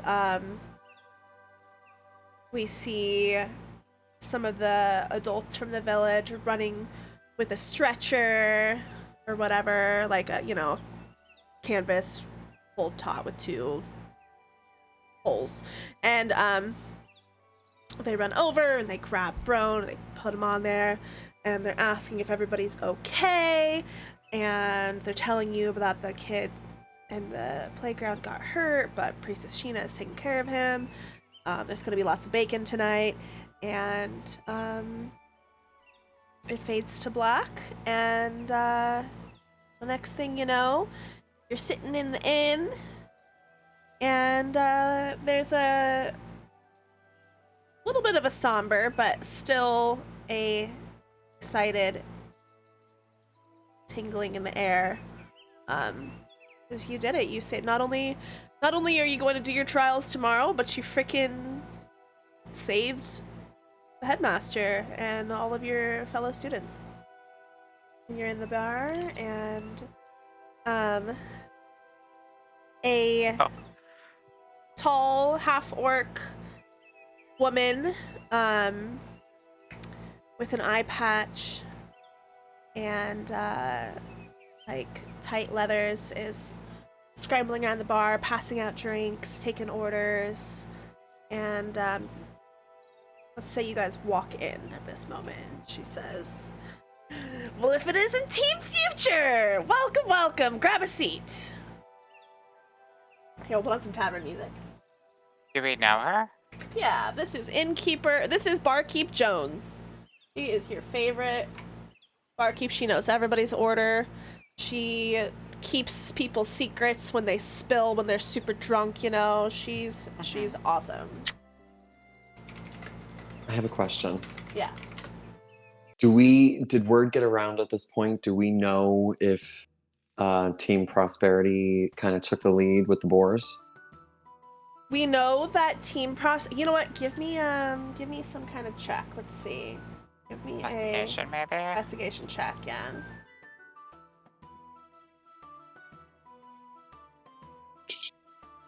$19. Okay. So y'all had gone to Priestess Sheena to be fully healed. So go ahead and replenish as if it was a long rest. I mean, we're gonna have a long rest anyways, but go ahead and fully heal, replenish all your spell slots, replenish anything. As you were at Priestess Sheena's, and this is a little flashback moment, you did get to see the kid who was hurt, and the kid tells you that that Team Prosperity came in and saved the day, and if it weren't for them, all of the kids would have been trampled.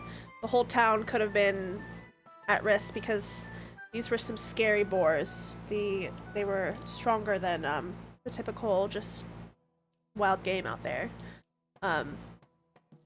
Think like Princess Mononoke with the crazy boars. Not like the magic boar, but just like a herd They're of boars, just you know. boars. They're just We boars. fought a manticore. Yeah, they're just boars, but they are big, strong, scary, like javelinas, which I know from experience are really scary. Yeah,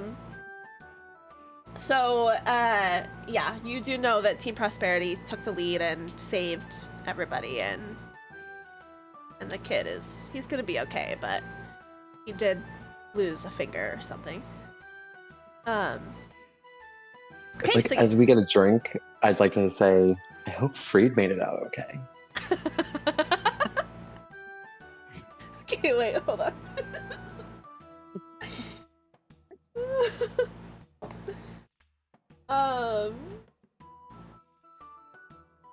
Freed kind of saunters over and comes in and says, "I sure did. How did you fare, Wynne?" She's gonna be twirling her hair. She's like, I may have fallen down. Kind of like, all bouncy. Bubble's gonna say, Yeah. She got bit and slashed and she was on the ground bleeding out like crazy. She's gonna be like, Bubble. Ooh. Bubble, honey. I love the idea of Rowan playing like a straight girl.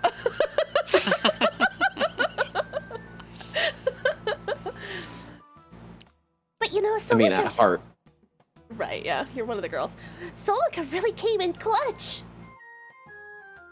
Well, I mean, I would hate to have to bury you in the graveyard too soon. We do make quite the team.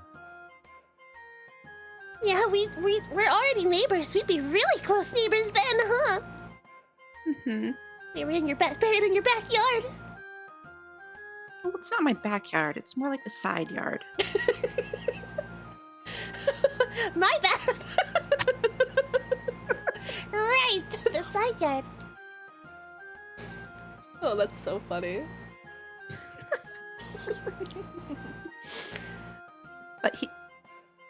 But I mean, for what it's worth, she was very brave.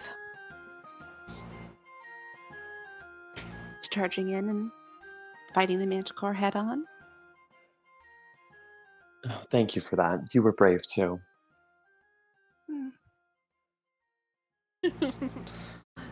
Freed is very impressed and says, "Well, ladies, next round's on me.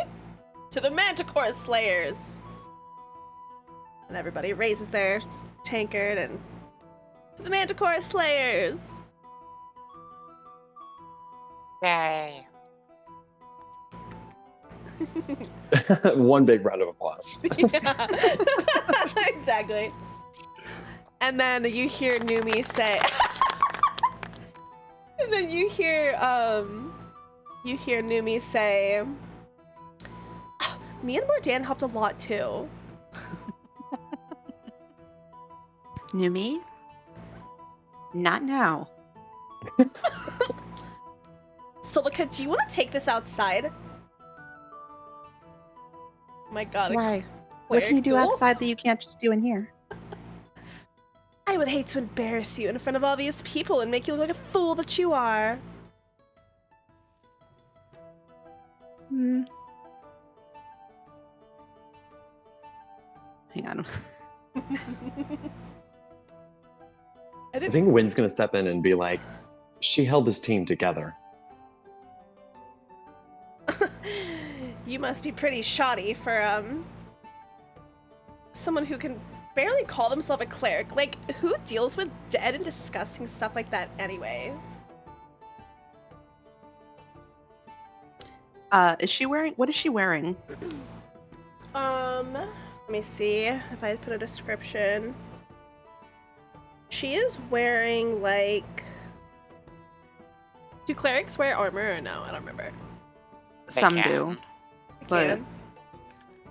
I'd imagine right now she's wearing, like, a modest tunic, so it's got, like, a V, but then she's wearing, like, a shirt underneath that's, like, a turtleneck. And then, like, long arms and long swooping skirt.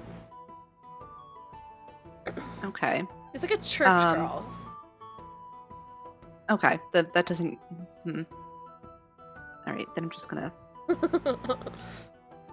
I do what I do, and you do what you do, and the sooner that you can stop getting offended by what I do, the sooner that Sheena will be happy with what you can do. As she opens her mouth to retort, Jermina walks up and just says, "Numi, just cut it out already, alright?" Jeez! And Numi just tosses her hair and walks, or goes back to whatever she is doing, drinking, grumpily. Just turn to Wynne. She could be a really good person if she just wasn't so. All of that. But then she would be a completely different person. Good point. Like, Numi should be like Zoom. No, that would be a terrible name. A tabaxi named Zumi? Oh. Numi Going to- gloomy over here. Oh God, don't let her overhear that. That'll be her new thing. They can't be gloomy. That's my thing. And your thing. We make it. We rock it. She would like. She couldn't pull it off. I'm not even really gloomy. I just can't go in the sun. It was very sweet of what you did back there for that beast. What do you mean? Oh, you mean how I, ended it? Yeah. Put it out of its misery. Yeah, well, I guess even a monster deserves a little mercy. You're a kinder soul than I. I know, It's- I'm pretty much the best.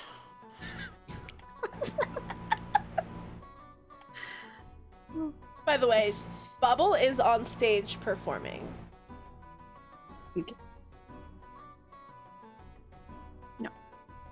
So, did you, like, send it into the other world with the taste of her flesh? Is that what you did?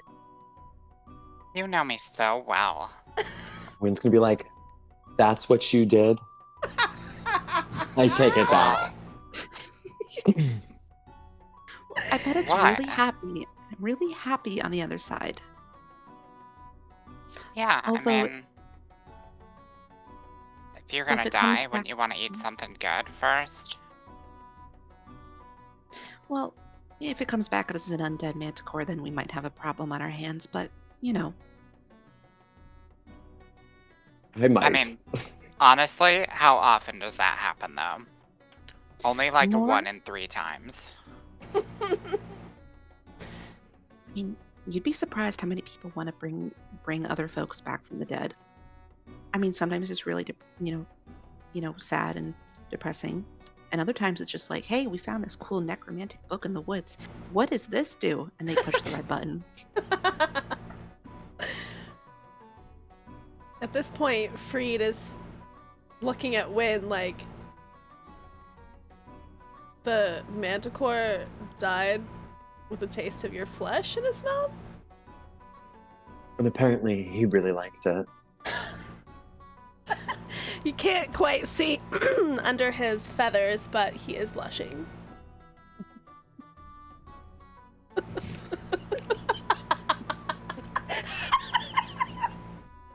So Lizzie, what is his expression? I can't tell.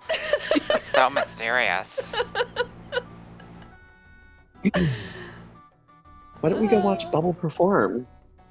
Looks You like know she's having a what? great time over there. That's a great idea. I do have to go check on something first. I'll be right back, okay? I'll watch I'll your be drink. back. We've got a drink waiting for you. Okay. Okay. I will leave the bar. I want to go back out to the tree and see if Jep is still there. He should be. Okay, you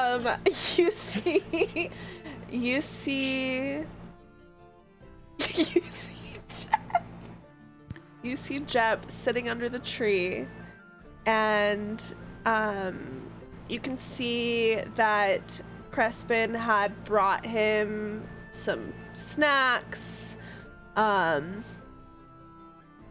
There's like some discarded crisp wrappings scattered about, Fucking and boar, mate. Oh my god, there were boars. There was the crisp wrappers. yeah, and sorry, that's a Baldur's Gate outtake, narrator outtake joke. And he's just kind of vacantly staring, and yeah, he's still sitting there. How do you feel? I really have to pee. Mm. I'm sorry.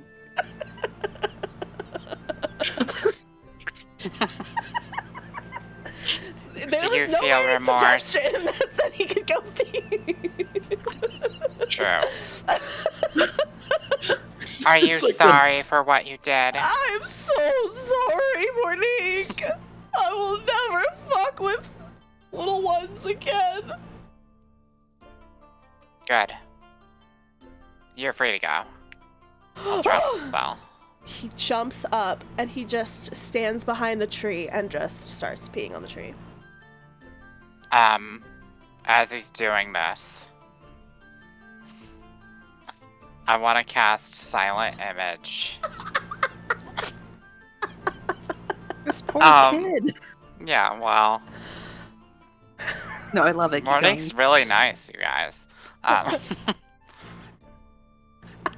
And just, I will create the image of a manticore behind him. And and then I will layer that with a minor illusion to create the sounds of the manticore. Oh my god. And it's just okay. like growling and creeping up behind him. So he's peeing, right? He's standing there like, and he hears growling and he's turning. And of course there's like a black sensor bar because this is a 15-year-old after all. And he looks and his pee stream just stops and he just faints and falls down.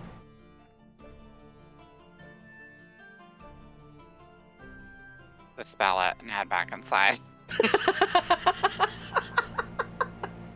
And as you go back inside, you hear Crespin rushing over, and he's coming to check on his friend because he can't sit there all day, but he's coming to check on his friend, and he's like, Chip, what's wrong? And he runs over and he's trying to shake him awake, and he wakes up and he's just like, Manticore. Then you are next. Oh no! Crespin did not like that. Crespin disapproves. I just said that to myself. Oh, okay. Alright.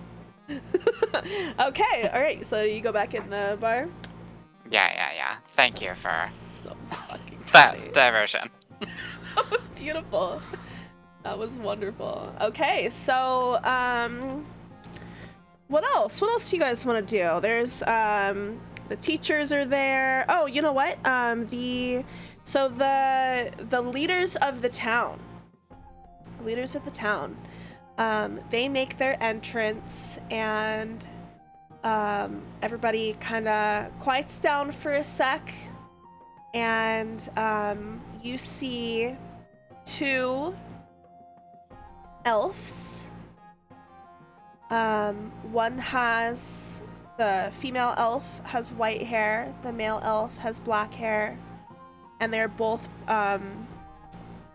intricate braids throughout their hair, and they're wearing long robes, well, long simple robes, but there is like star and sun designs kind of on the hem or whatever.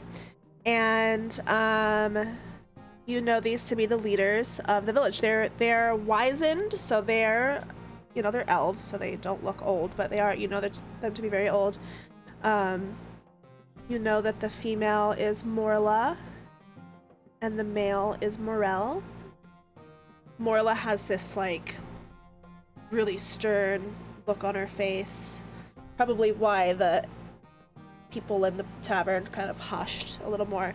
But then Morel just goes, and he sticks his tongue out and pulls his eye down, and he just makes everybody laugh, and the excitement of the tavern kind of goes back to normal. And they go and they sit at a table in the corner of the tavern, and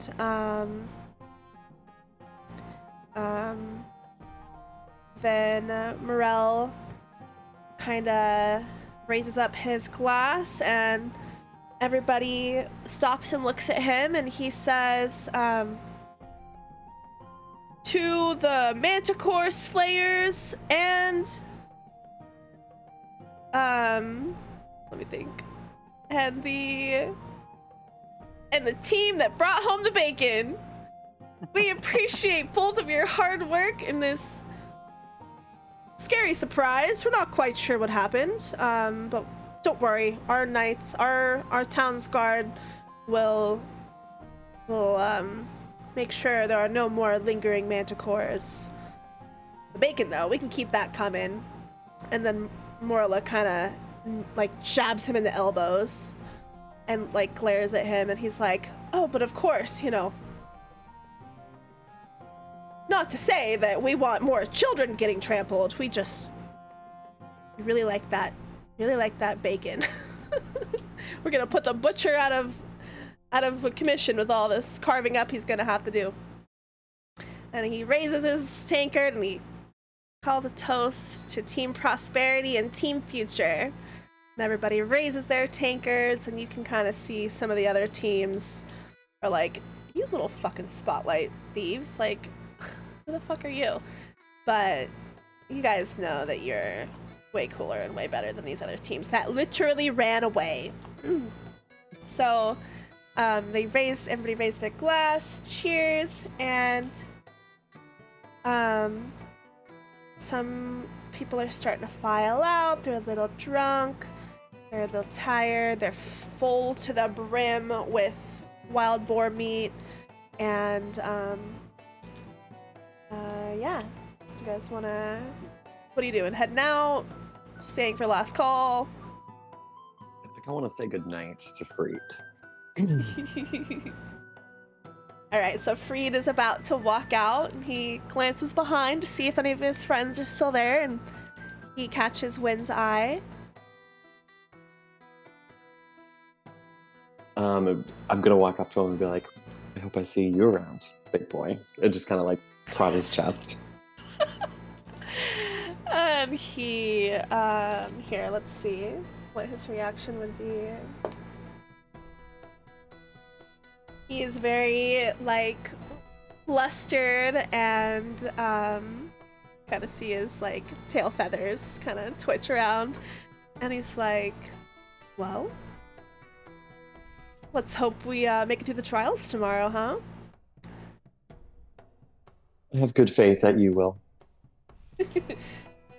Well, it seems like you got a really good team with you as well, so I'm sure we'll see each other afterwards. Bye. And then she's gonna like float back to her girlies. And he's gonna kind of like rustle his feathers and walk out. I am so giddy. First romance. Rowan is very giddy. You knew it'd be me. Sorry. Not. I knew it was gonna be Freed too. Come on, you know me. I knew it. I Men literally aren't coming. made this character for you, but not knowing until after I made him, and I was like, Rowan's gonna love him. There's too many cuties for me to choose from, so.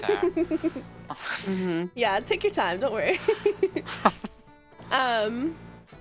Okay, so the bar is hushed. Bubble is like passed out on the table. She's been plucking away on her kalimba and drinking all night, and she is snoozing as Bubble does. She I falls will asleep. I will just make sure that I'll take Bubbles' boots off and just set her up so that her legs are up on the I don't know, is she on a bench? I just want to make sure she's like comfortable. Okay. Give her a cute. little blanket and a pillow. So sweet, Mournique. Not the Warlock I know. As she's getting tucked in, she just goes, Thank you, Mournique. I love you. Oh. Good night. and as the two leaders, Morla and Morel, are leaving, they look at Mournique and say, Morla says, isn't it about time you headed home? You have a big day tomorrow. Yeah, I mean, I guess I don't really sleep that much, so. Well, we'll see you back at home sooner rather than later. And they walk out. And Morel just goes, don't mind your mother. She's just worried about you. They walk out. God.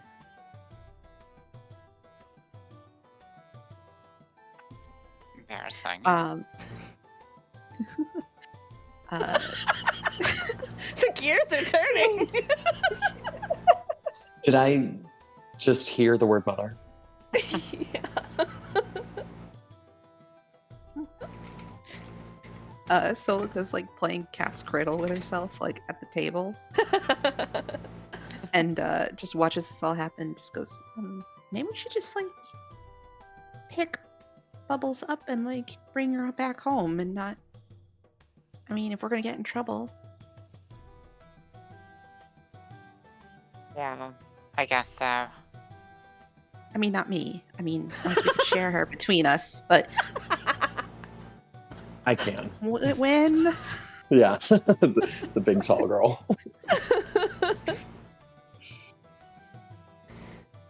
Big strong girl. So are you picking Bubble up and leaving? I think that's what we're gonna do, ladies. It's Yeah. getting late. As you walk by, are you holding Bubble baby style or damsel style? I'm thinking like, Like baby style? yeah, like under the armpits and under the knees. Oh, Okay. Yeah. like walk her. Like I scoop her up, so like her head's here and her feet are over here. Like 'Cause, holding her yeah. like Wynne is Okay. very muscular. The firewind carry. what is that? What is Firewind? It's like the bride carry. Yes, Yes. as if we're stepping over a threshold, yes. Yes. Okay. So as you're exiting the tavern, there are still some patrons nursing their drinks. Some are kind of loud, some are snoozing on the tables, and you see Barkeep Jones is kind of drinking a drink herself, but cleaning up, and she's like wiping glasses and wiping tables and picking up shit, sweeping. And you pass by a table where Numi and Mordan are sitting, and Numi is drunk. She is like shit-faced. Like she's gonna have a hangover tomorrow, which is not good. And she's got her tankard and she's going, I just don't understand. I just don't get it. Why haven't I got the spark yet? Priestess Cheetah promised I'd get the spark, and our test is tomorrow, and I still don't have the spark. It's just not fair. How can a stupid death cleric be better than me? And then slumps down. And Mordan's just kind of patting her on the back, like shrugging I and feel bad for her. I didn't do anything to make her feel like she can't do it. It's not your fault, but maybe you should go. I'll just say a few words to her. I don't think. I think if she sees you, she's just gonna get more upset. Should we make her feel a little bit better? Literally I still got holding this, Bubble. Don't worry. Mournique, just. Oh boy.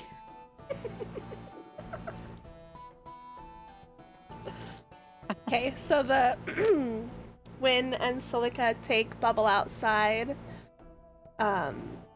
who's like drooling and snoring really loudly by this point in your arms. And Mournique approaches Numi and Mordan, and Mordan kind of shakes Numi awake, seeing Mournique approach. And Numi kind of lifts her face from the table, and she looks at Mournique and just says, "What do you want, Midcore Slayer?" Are you okay, Numi? You just seem a little... I think you might have drank too much. I drink as much as I want to drink.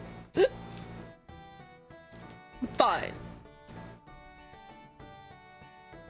Look, I heard what you said, okay? I'm sure you'll get your spark soon. Just maybe have a little water before you go to bed. Why are you eavesdropping, Mournique? You're really loud, and I have good hearing. Big ears. Yeah, well, my ears are better than your ears, so. Your ears are beautiful. And let me just get you some water. And she kind of blushes when you say that. She's a little taken back. Barkeep Jones rushes over with a tankard of water. And... No. I want to go to her. Okay. Hey, Jonesy. Oh, my girl Mournique. What can I get you, darling? We had last call about an hour ago, but...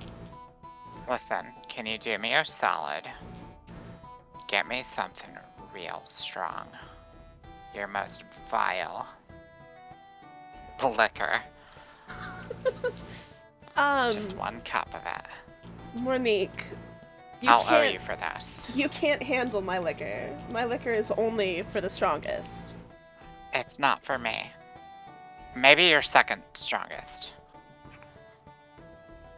I'm going into battle. I can't afford to drink your strongest drink right now. My drinks are clearly of the strongest and you are clearly of the weakest. Well, that's true. No offense, but your arms are kind of puny. What do you need this, drink for? It's so late at night. You have a test tomorrow. You have an exam. Yeah, I just...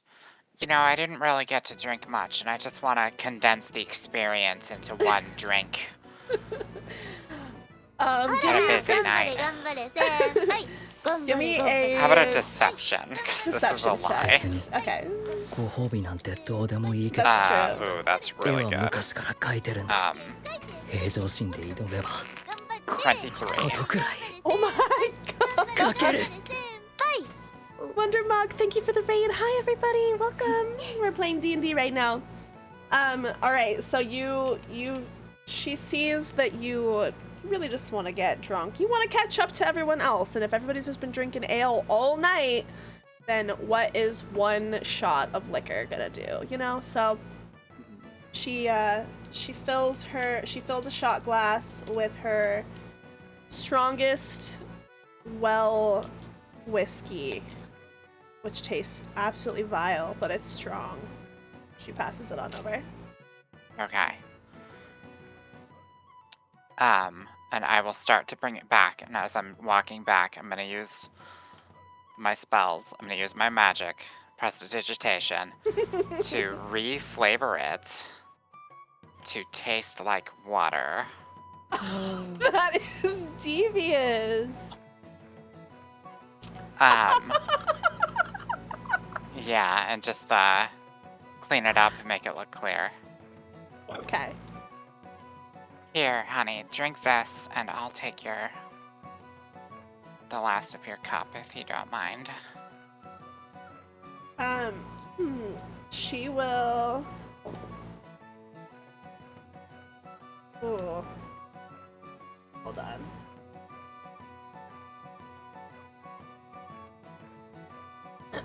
She will... Stand by. Wait, that's not what I wanted.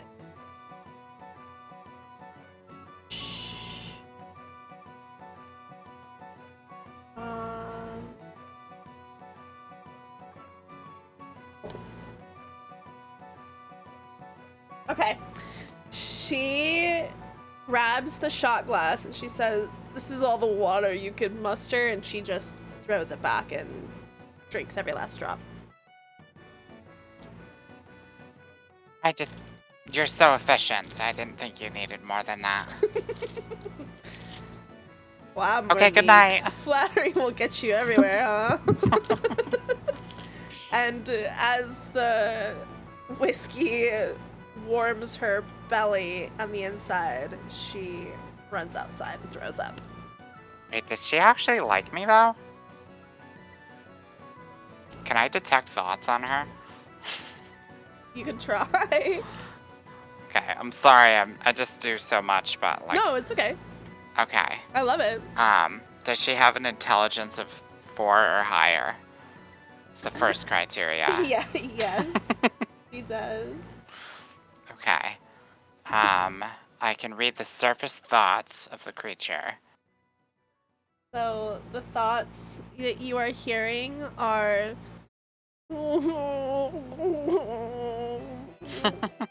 and it's buzzing and it's dizzy and you see the world spinning around you and you just hear, "Why don't I have the spark? Why don't I have the spark? I don't care about this bullshit. I want the spark of Theastra." I want to probe deeper and see what she thinks about me. So, okay, she has to make a wisdom saving throw. Okay. And if she's poisoned from the alcohol, she has disadvantage. Okay. Ooh. So, This is such a fucked up way to tell if somebody likes you. Poison them and then read their thoughts. The DC is 13. she passed. Okay, so I can't probe her thoughts any deeper.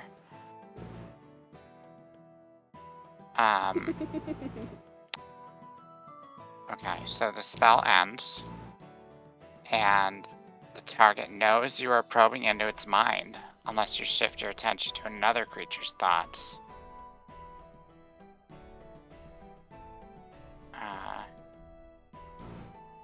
Yeah, so she knows that I'm trying to dig into her thoughts. Okay, so as she's retching, she's like, what is it like? Like, how would they know that you cast magic and they know that's a spell you're capable of and they can sense when you're doing it? Let's think about that, because it doesn't really say.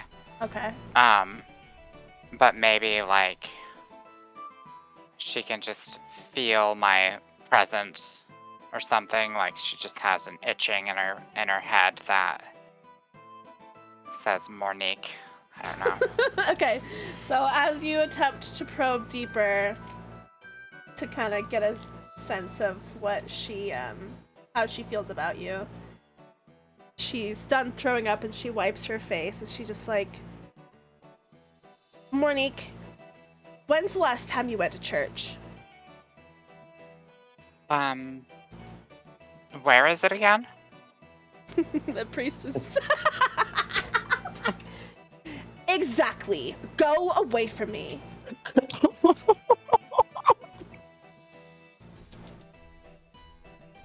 luck tomorrow. Ooh. This is too good.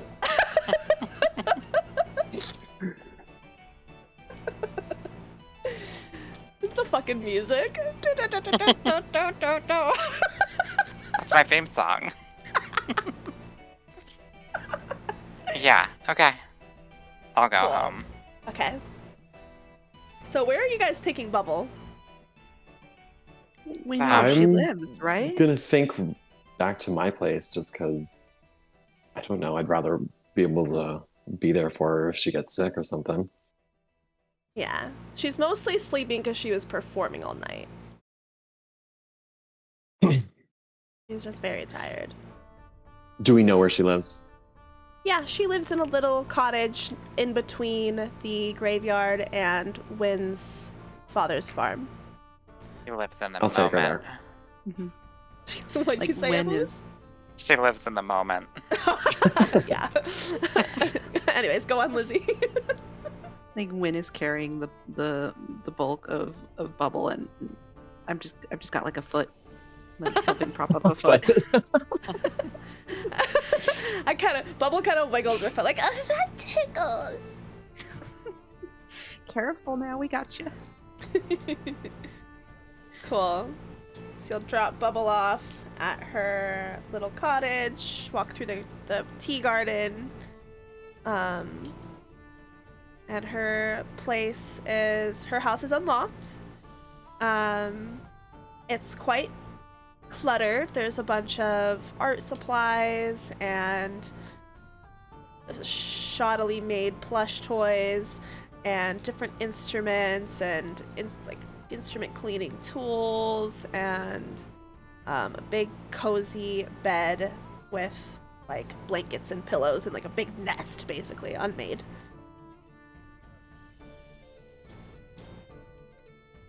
It's like the coziest house ever. Gently put her down on the big bed. Okay. And then we're gonna brush her hair and kiss her forehead. And she's gonna say, water. I need water.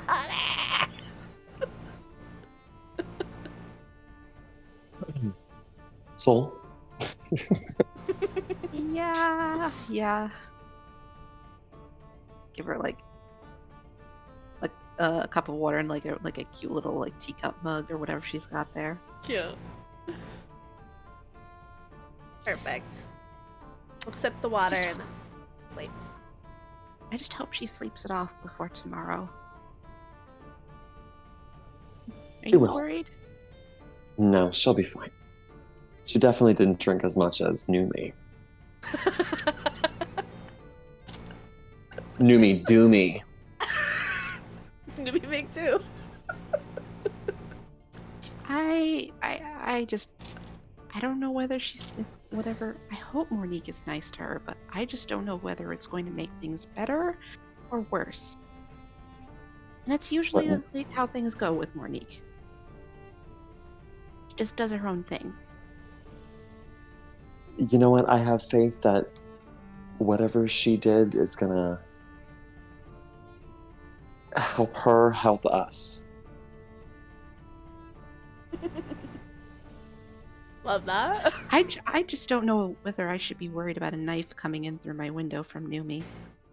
I'll like sleep with one eye open from now on. Would you like to sleep over? That would be fun. Girls' if you don't mind. night. Girls' night. And we're still whispering like over Bubble. Bubble's gonna hear sleepover and she's gonna hold her arms out for both of your hands. Take them. Yeah. I'm gonna take one, yeah. And I'm just gonna pull you both down onto the big cozy bed. I'm gonna look over at Soul and be like, this works. This is fine. Give me a perception check. Both of us? Yeah.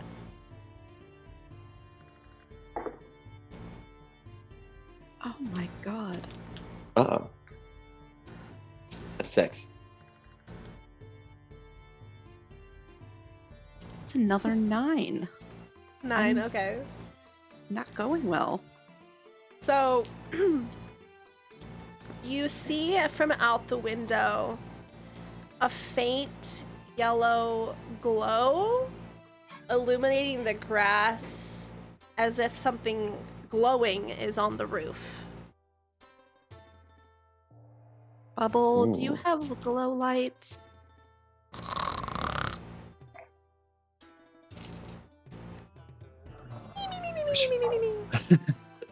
We should probably go check it out. It's don't. All right, just let me. I got a squishy plush on my. Hang on. Sort of pull myself out of the nest.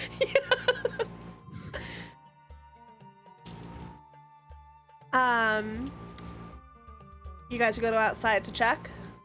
Yes. Question, are we wearing armor? By this time, you would just be in, like, town's clothing. Mhm. Yeah. Give me a stealth check.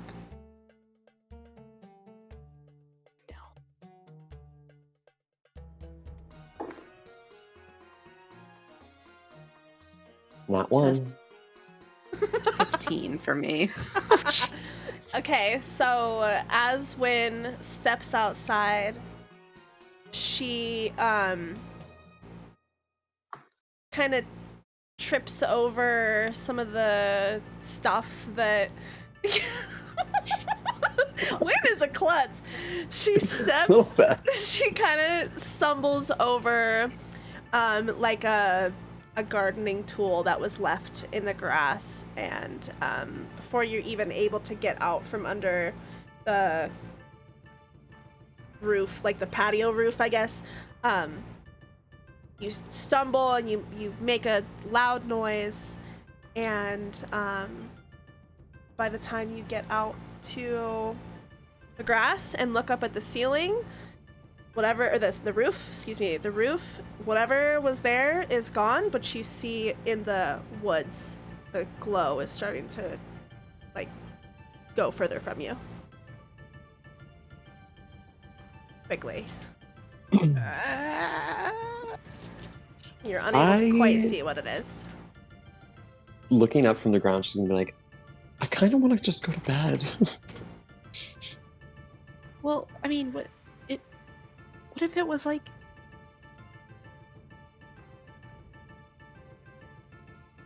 I don't want to go without you. And then she's gonna stand Wynne, up and like brush Wynne, herself off. Wynne, come on! She's like, it looked innocent enough. I mean, what glows yellow? Real fast, where is Mournique at this time? She's just walking back home. Okay, give me a perception check. Sure.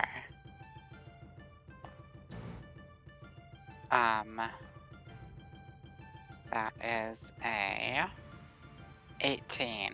Okay, beautiful. So as you're walking back, you see amongst the scattered trees in front of what you know to be Bubbles' cottage, which is your house is on the furthest end past, so you'd have to walk by everybody's houses to get to yours. Okay. So you see this glowing light. You can't, it's far enough away that you can't hear Wynne stumble and fall, but you do see this illumination kind of start and flutter off into the woods, and you can see the glow kind of through the trees until it kind of blinks out, but you definitely see where it went.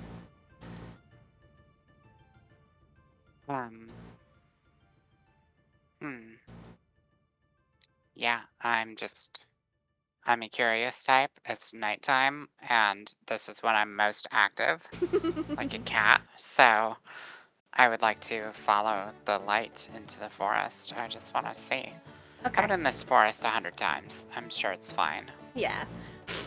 So as you walk towards, it had flown past, like beyond Bubbles' cottage. So you come towards Bubbles' cottage and you see Wynne and Solikha kind of going. You see Solikha going, Wynne, come on!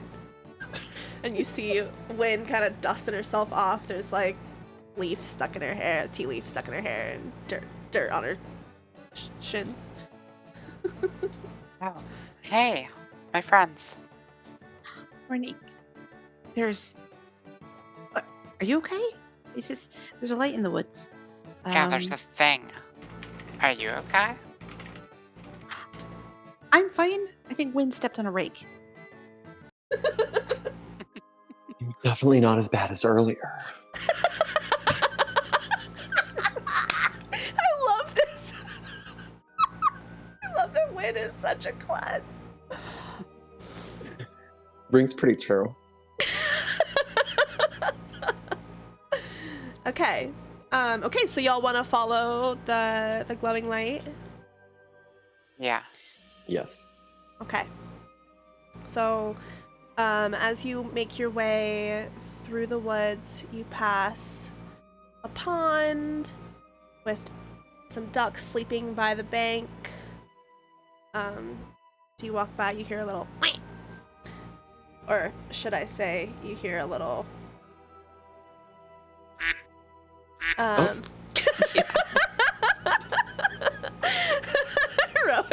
shook. Too real. Bubble, is that your shoes? And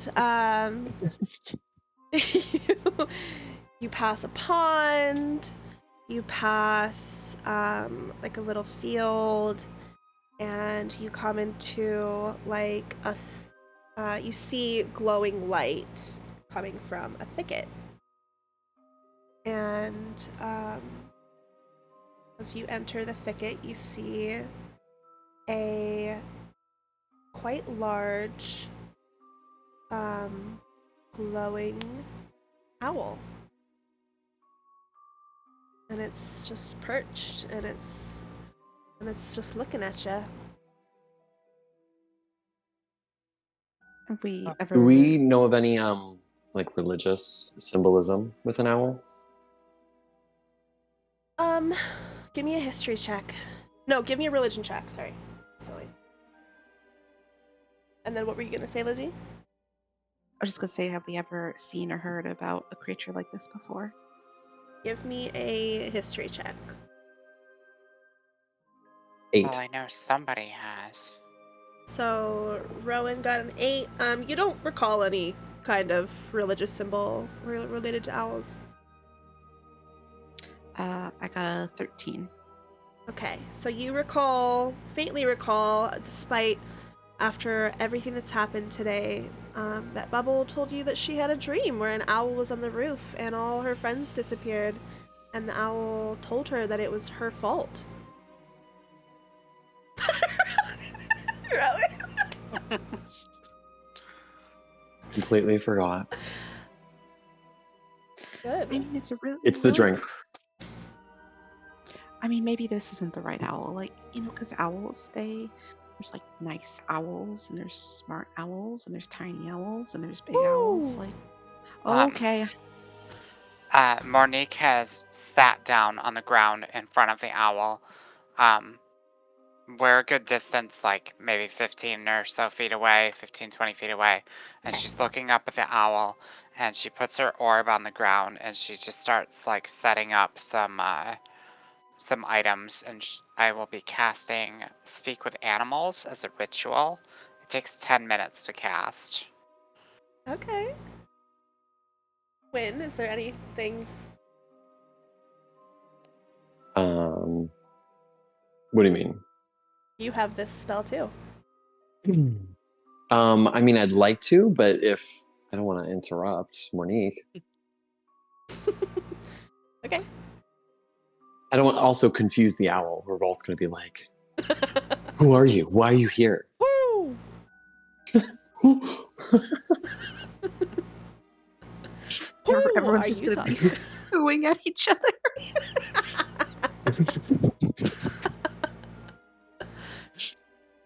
I'm almost done. I'm almost done. The owl is Can I tilting its head back and forth. can I just cast detect evil and good? Sure. It's let me know if there's a. I want to know if aberration, celestial, elemental, fey, fiend, or undead within 30 feet of me. Say that list again. Aberration, celestial, elemental, fey, fiend, or undead within 30 feet of me. E something.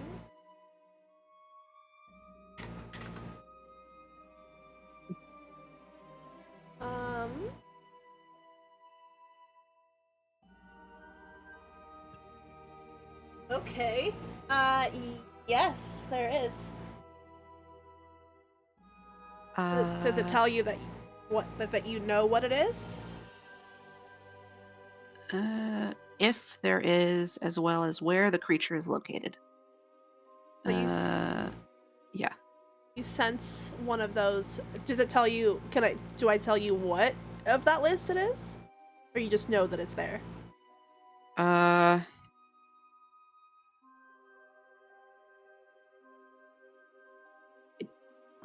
Why don't you roll me an investigation? Sure.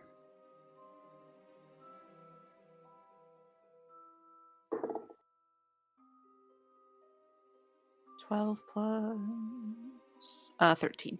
So you can sense that this owl, this glowing yellow owl, feels very much like a celestial. Oh. Just turn to Wynne. So it's not a fiend. So it could be nice. I mean, it's pretty. I'll say that. I mean, not everything pretty is nice. I will say that. So maybe this doesn't prove anything. Wynne also has something similar, Divine Sense. I don't think she's going to use it, but I think she's going to get a benevolent feeling. What does that do? Is that just is that a passive? It's a feature. So it's like a pretty much the same thing. Like I can see if there's a celestial or like a fiend. Okay. Oh yeah, as an action, you can open your awareness to detect such forces. I know what it is, but I don't know the name. Okay. You know the type, but not its identity. So you do. So I believe you can cast this as an action because we're out of combat. You can use actions and bonus actions whenever you want. There's not like a turn base, and there's not a limit. So you can just detect it, and you would also sense that this is a celestial. Shit, I gotta start thinking of what it's gonna say when Mournique finishes the spell. Now I kind of can I also I would now I'm debating. I'd like to at least hear what it can say. I might not interrupt Mournique, but can I also cast Speak with Animals? Yeah. Okay. Yeah, because you never know what But I Mournique's just- gonna say, huh? She's a little So trickster. I think I'm gonna sit down right next to Mournique and be like, "All right."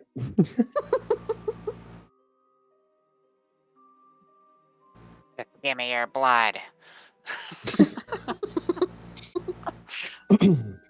As long as you don't make it taste like me. Excellent question. No, go ahead. I was just saying, I didn't actually have anything to say. Oh.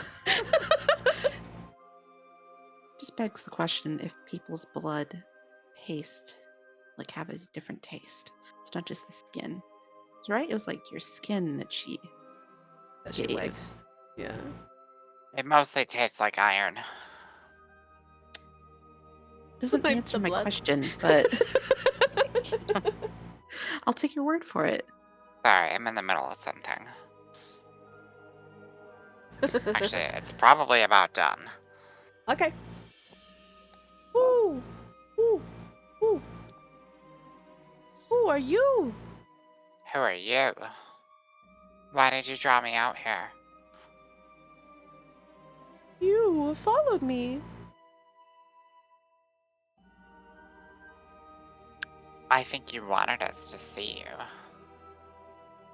If I did, I would have stayed on the roof. You can't be here. Woo! Why not? I live here. I can't be here.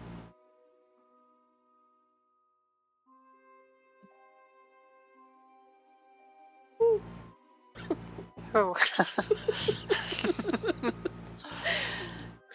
Give me Yeah, I'm a hooing back at it. Give me a perception. By the way, so Rowan can hear the owl. Mournique can hear the owl, but Lizzie hears whoo whoo whoo. Yeah, I just hear everybody hooing at each other.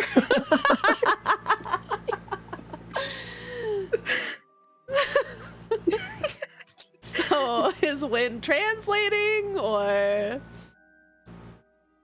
Yeah, I would be. I'm not gonna be really speaking Actually, to it. here, let me help you out. I will connect to Solikha's mind with my awakened mind Okay. and feed her the thoughts of the creature speaking. Cool. That's awesome. Very nice. Okay, so yeah, so the owl looks very nervous that like y'all followed it out here. And it seems like it wants to say more, but something's holding it back. I want to ask it how it, or if it knows Bubble.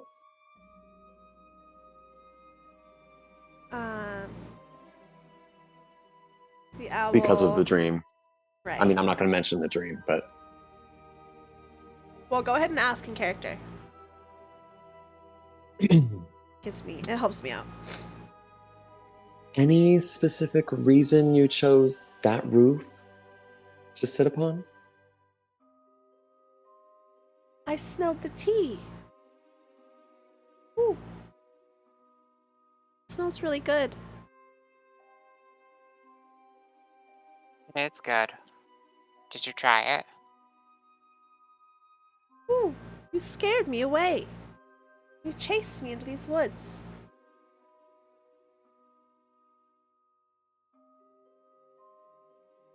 I would I hardly say we chased you.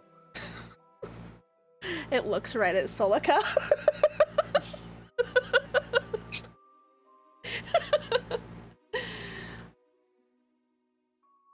Hold on, I have to think about what this owl's message needs to be for you guys.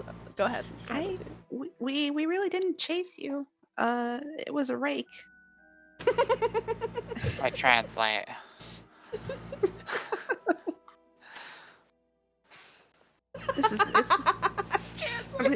I've got like a delay. There's like a 5-second delay on this. Oh.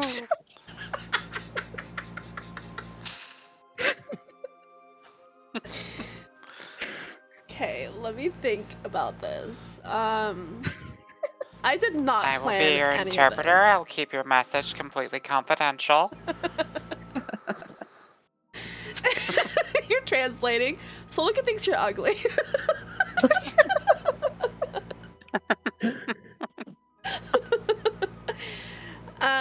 Okay, so the owl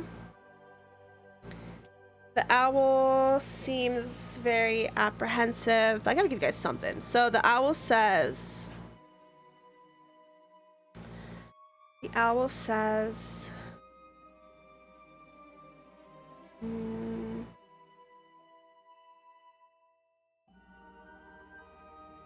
tells you that, well, like I said, it wants to say more, but it can't. And it's scared that you've, like, followed it here. What aren't you telling us? And as I ask this, I will cast Detect Thoughts Detect thoughts? on the owl. It must have an intelligence score of 4 or higher. Okay, it does. Okay.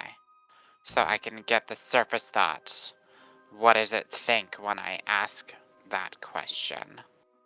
What did you ask? What aren't I you telling asked, us? what aren't you telling us? And the thoughts that you hear back are, don't tell, don't tell, don't tell, don't tell, don't tell, don't tell, don't tell, don't tell. I probe deeper. Make a wisdom saving throw. DC 13. Wisdom saving throw against an owl? What am I thinking? As you try to probe deeper, your thoughts, like, your probing thoughts just slam against a golden wall, and you know that you cannot penetrate this mental fortress. My mind is starting to stretch, and because I am telepathically speaking with, I'm so sorry, Solikha, I am detecting thoughts, and I am doing speak with animals. So my brain is just like, it's starting to feel the pressure of doing all of these things at once. Okay. Mm-hmm. So do I see Mournique sort of like losing touch with this? There's a hoodoo And in the chat. owl getting nervous? We have to catch this. That's the one. That's what he looks like. The shiny hoo-hoo. Oh no! Sorry I would to like interrupt you, to- Lizzie.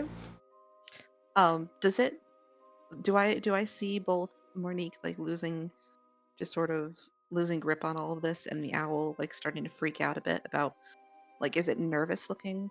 Yes, the owl is very, very nervous looking. It's tilted, like it's looking back, it's looking forward, it's twisting its head all around. You can see Mournique is like a vein popping on her temple, and she's You can sweating. hear you can hear her thoughts that she's connected to you with the awakened mind. You just hear her like, she's just laughing, and Okay. you hear like thoughts in languages that you don't know. Okay. Okay, let's tone it down a little bit. I don't want to scare the owl away. And I'm going to cast Calm Emotions and try and Mournique? I think it's a radius. Oh, and It's a everybody. radius. So it's everyone's having a relaxing time. He just hotboxed the thicket. Well, it's a 20-foot radius, and I'm like trying to get everyone to just calm down. And can I break my connection with Mournique to give her some brain space, or is that she has to do it for me? Let me find out. One moment. It doesn't say. It just says we can telepathically speak. Uh-oh. Just say, Mournique, let me go. I cast hookah on the thicket. Yeah, exactly. So, and it's a charisma saving throw for everybody. Oh wait, a point you choose. Yes. So, I can make them like, well, the rules is written, it says I could make them indifferent about creatures of your choice that it is hostile towards. So maybe I can just make it sort of feel a little more indifferent about us, like that we're not a threat. Okay. Sure. If it works. So I have to, what do I have to, I have to roll something? A charisma saving throw. Okay. Can I roll this too? I think everybody does. Can I roll with disadvantage? If you want to. I want to, yeah. I rolled a 20. Okay, yeah. 1. So you are, you're on MDMA right now. I rolled Wait. an 8 plus 5, so 13. Okay, that just saves because the 13 Okay. is a DC. So only Wynne.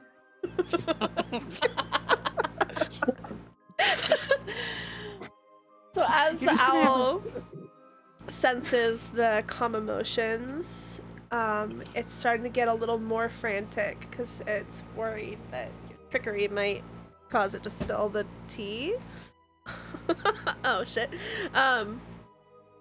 But it's starting to rustle its feathers and flap its wings, and it's about to depart. And as it's about to depart, it just tells you all, it's okay. Here we go. It says it starts to fly away, and it just hoots down at you. Remember the future. Woo! Flies away. Wynne's gonna be like, wait, come back. Wynne, you're okay? Are you okay? That was a lot. Oh yeah. Yeah. I'm great. How are you? It's been a lot. I'm not gonna lie. But you know Oh, it's what? okay. Mournique, are you okay? Because that was, I'm not gonna say that's a lot, but that was a lot because you've done some interesting things in the past that have surprised me, but I've never been in your head for that long before, so It hurts. I'm sorry. I mean, We should go home. I need a nap. Bubbles made like this really like soft squishy nest for everybody. I'm sure she won't mind if you come too. My parents are gonna be mad if I don't go home. I mean, you're with us. Your team. Okay. Maybe just one night will be fine. Wynne Yay. just squeals. I'm gonna take both of their hands and lead them out of the woods. It's a beautiful night, don't you think? It's lovely, Wynne. The moon's a little bright. I should have put on moon screen. Moon screen. So as you walk back towards Bubbles' cottage through the woods, Solikha bends over and moves the rake that Wynne had previously stepped on, and kind of puts it up against the wall, the outside wall of the cottage. And you all quietly enter the room and shut the door behind you, and Bubble is just snoozing away. And yeah, you go to bed. Mhm. Wynne lays down next to Bubble, and Bubble kind of snuggles up and just there is another couch, as well as like oversized, like I guess it's just called an oversized chair as well. Okay. I will sit in the chair and perform my 4-hour trance, Cool. which is how I'll sleep. Right. Except for the sleeping ones like Bubble. Right. We all This is just trance her in a different trance. way. Yeah, this is Yeah. just her trance. As an Mhm. elf. That's an elf thing, Rowan. I'm just gonna find like the squishiest, like stuffy, and just like cuddle up with it. Yeah. Wynne's gonna be like, come over here. Cuddle puddle. Wynne, just sit down, okay?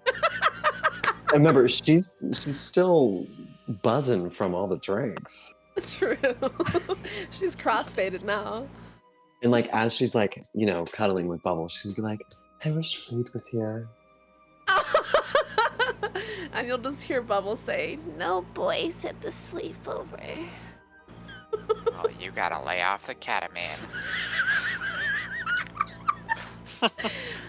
all right. And as you all drift into your rest, we can consider this a long rest. If you used any of your spell slots during this little forest stroll, you can replenish them. And that's where we're gonna call it tonight. Hey! What a beautiful first session, yeah.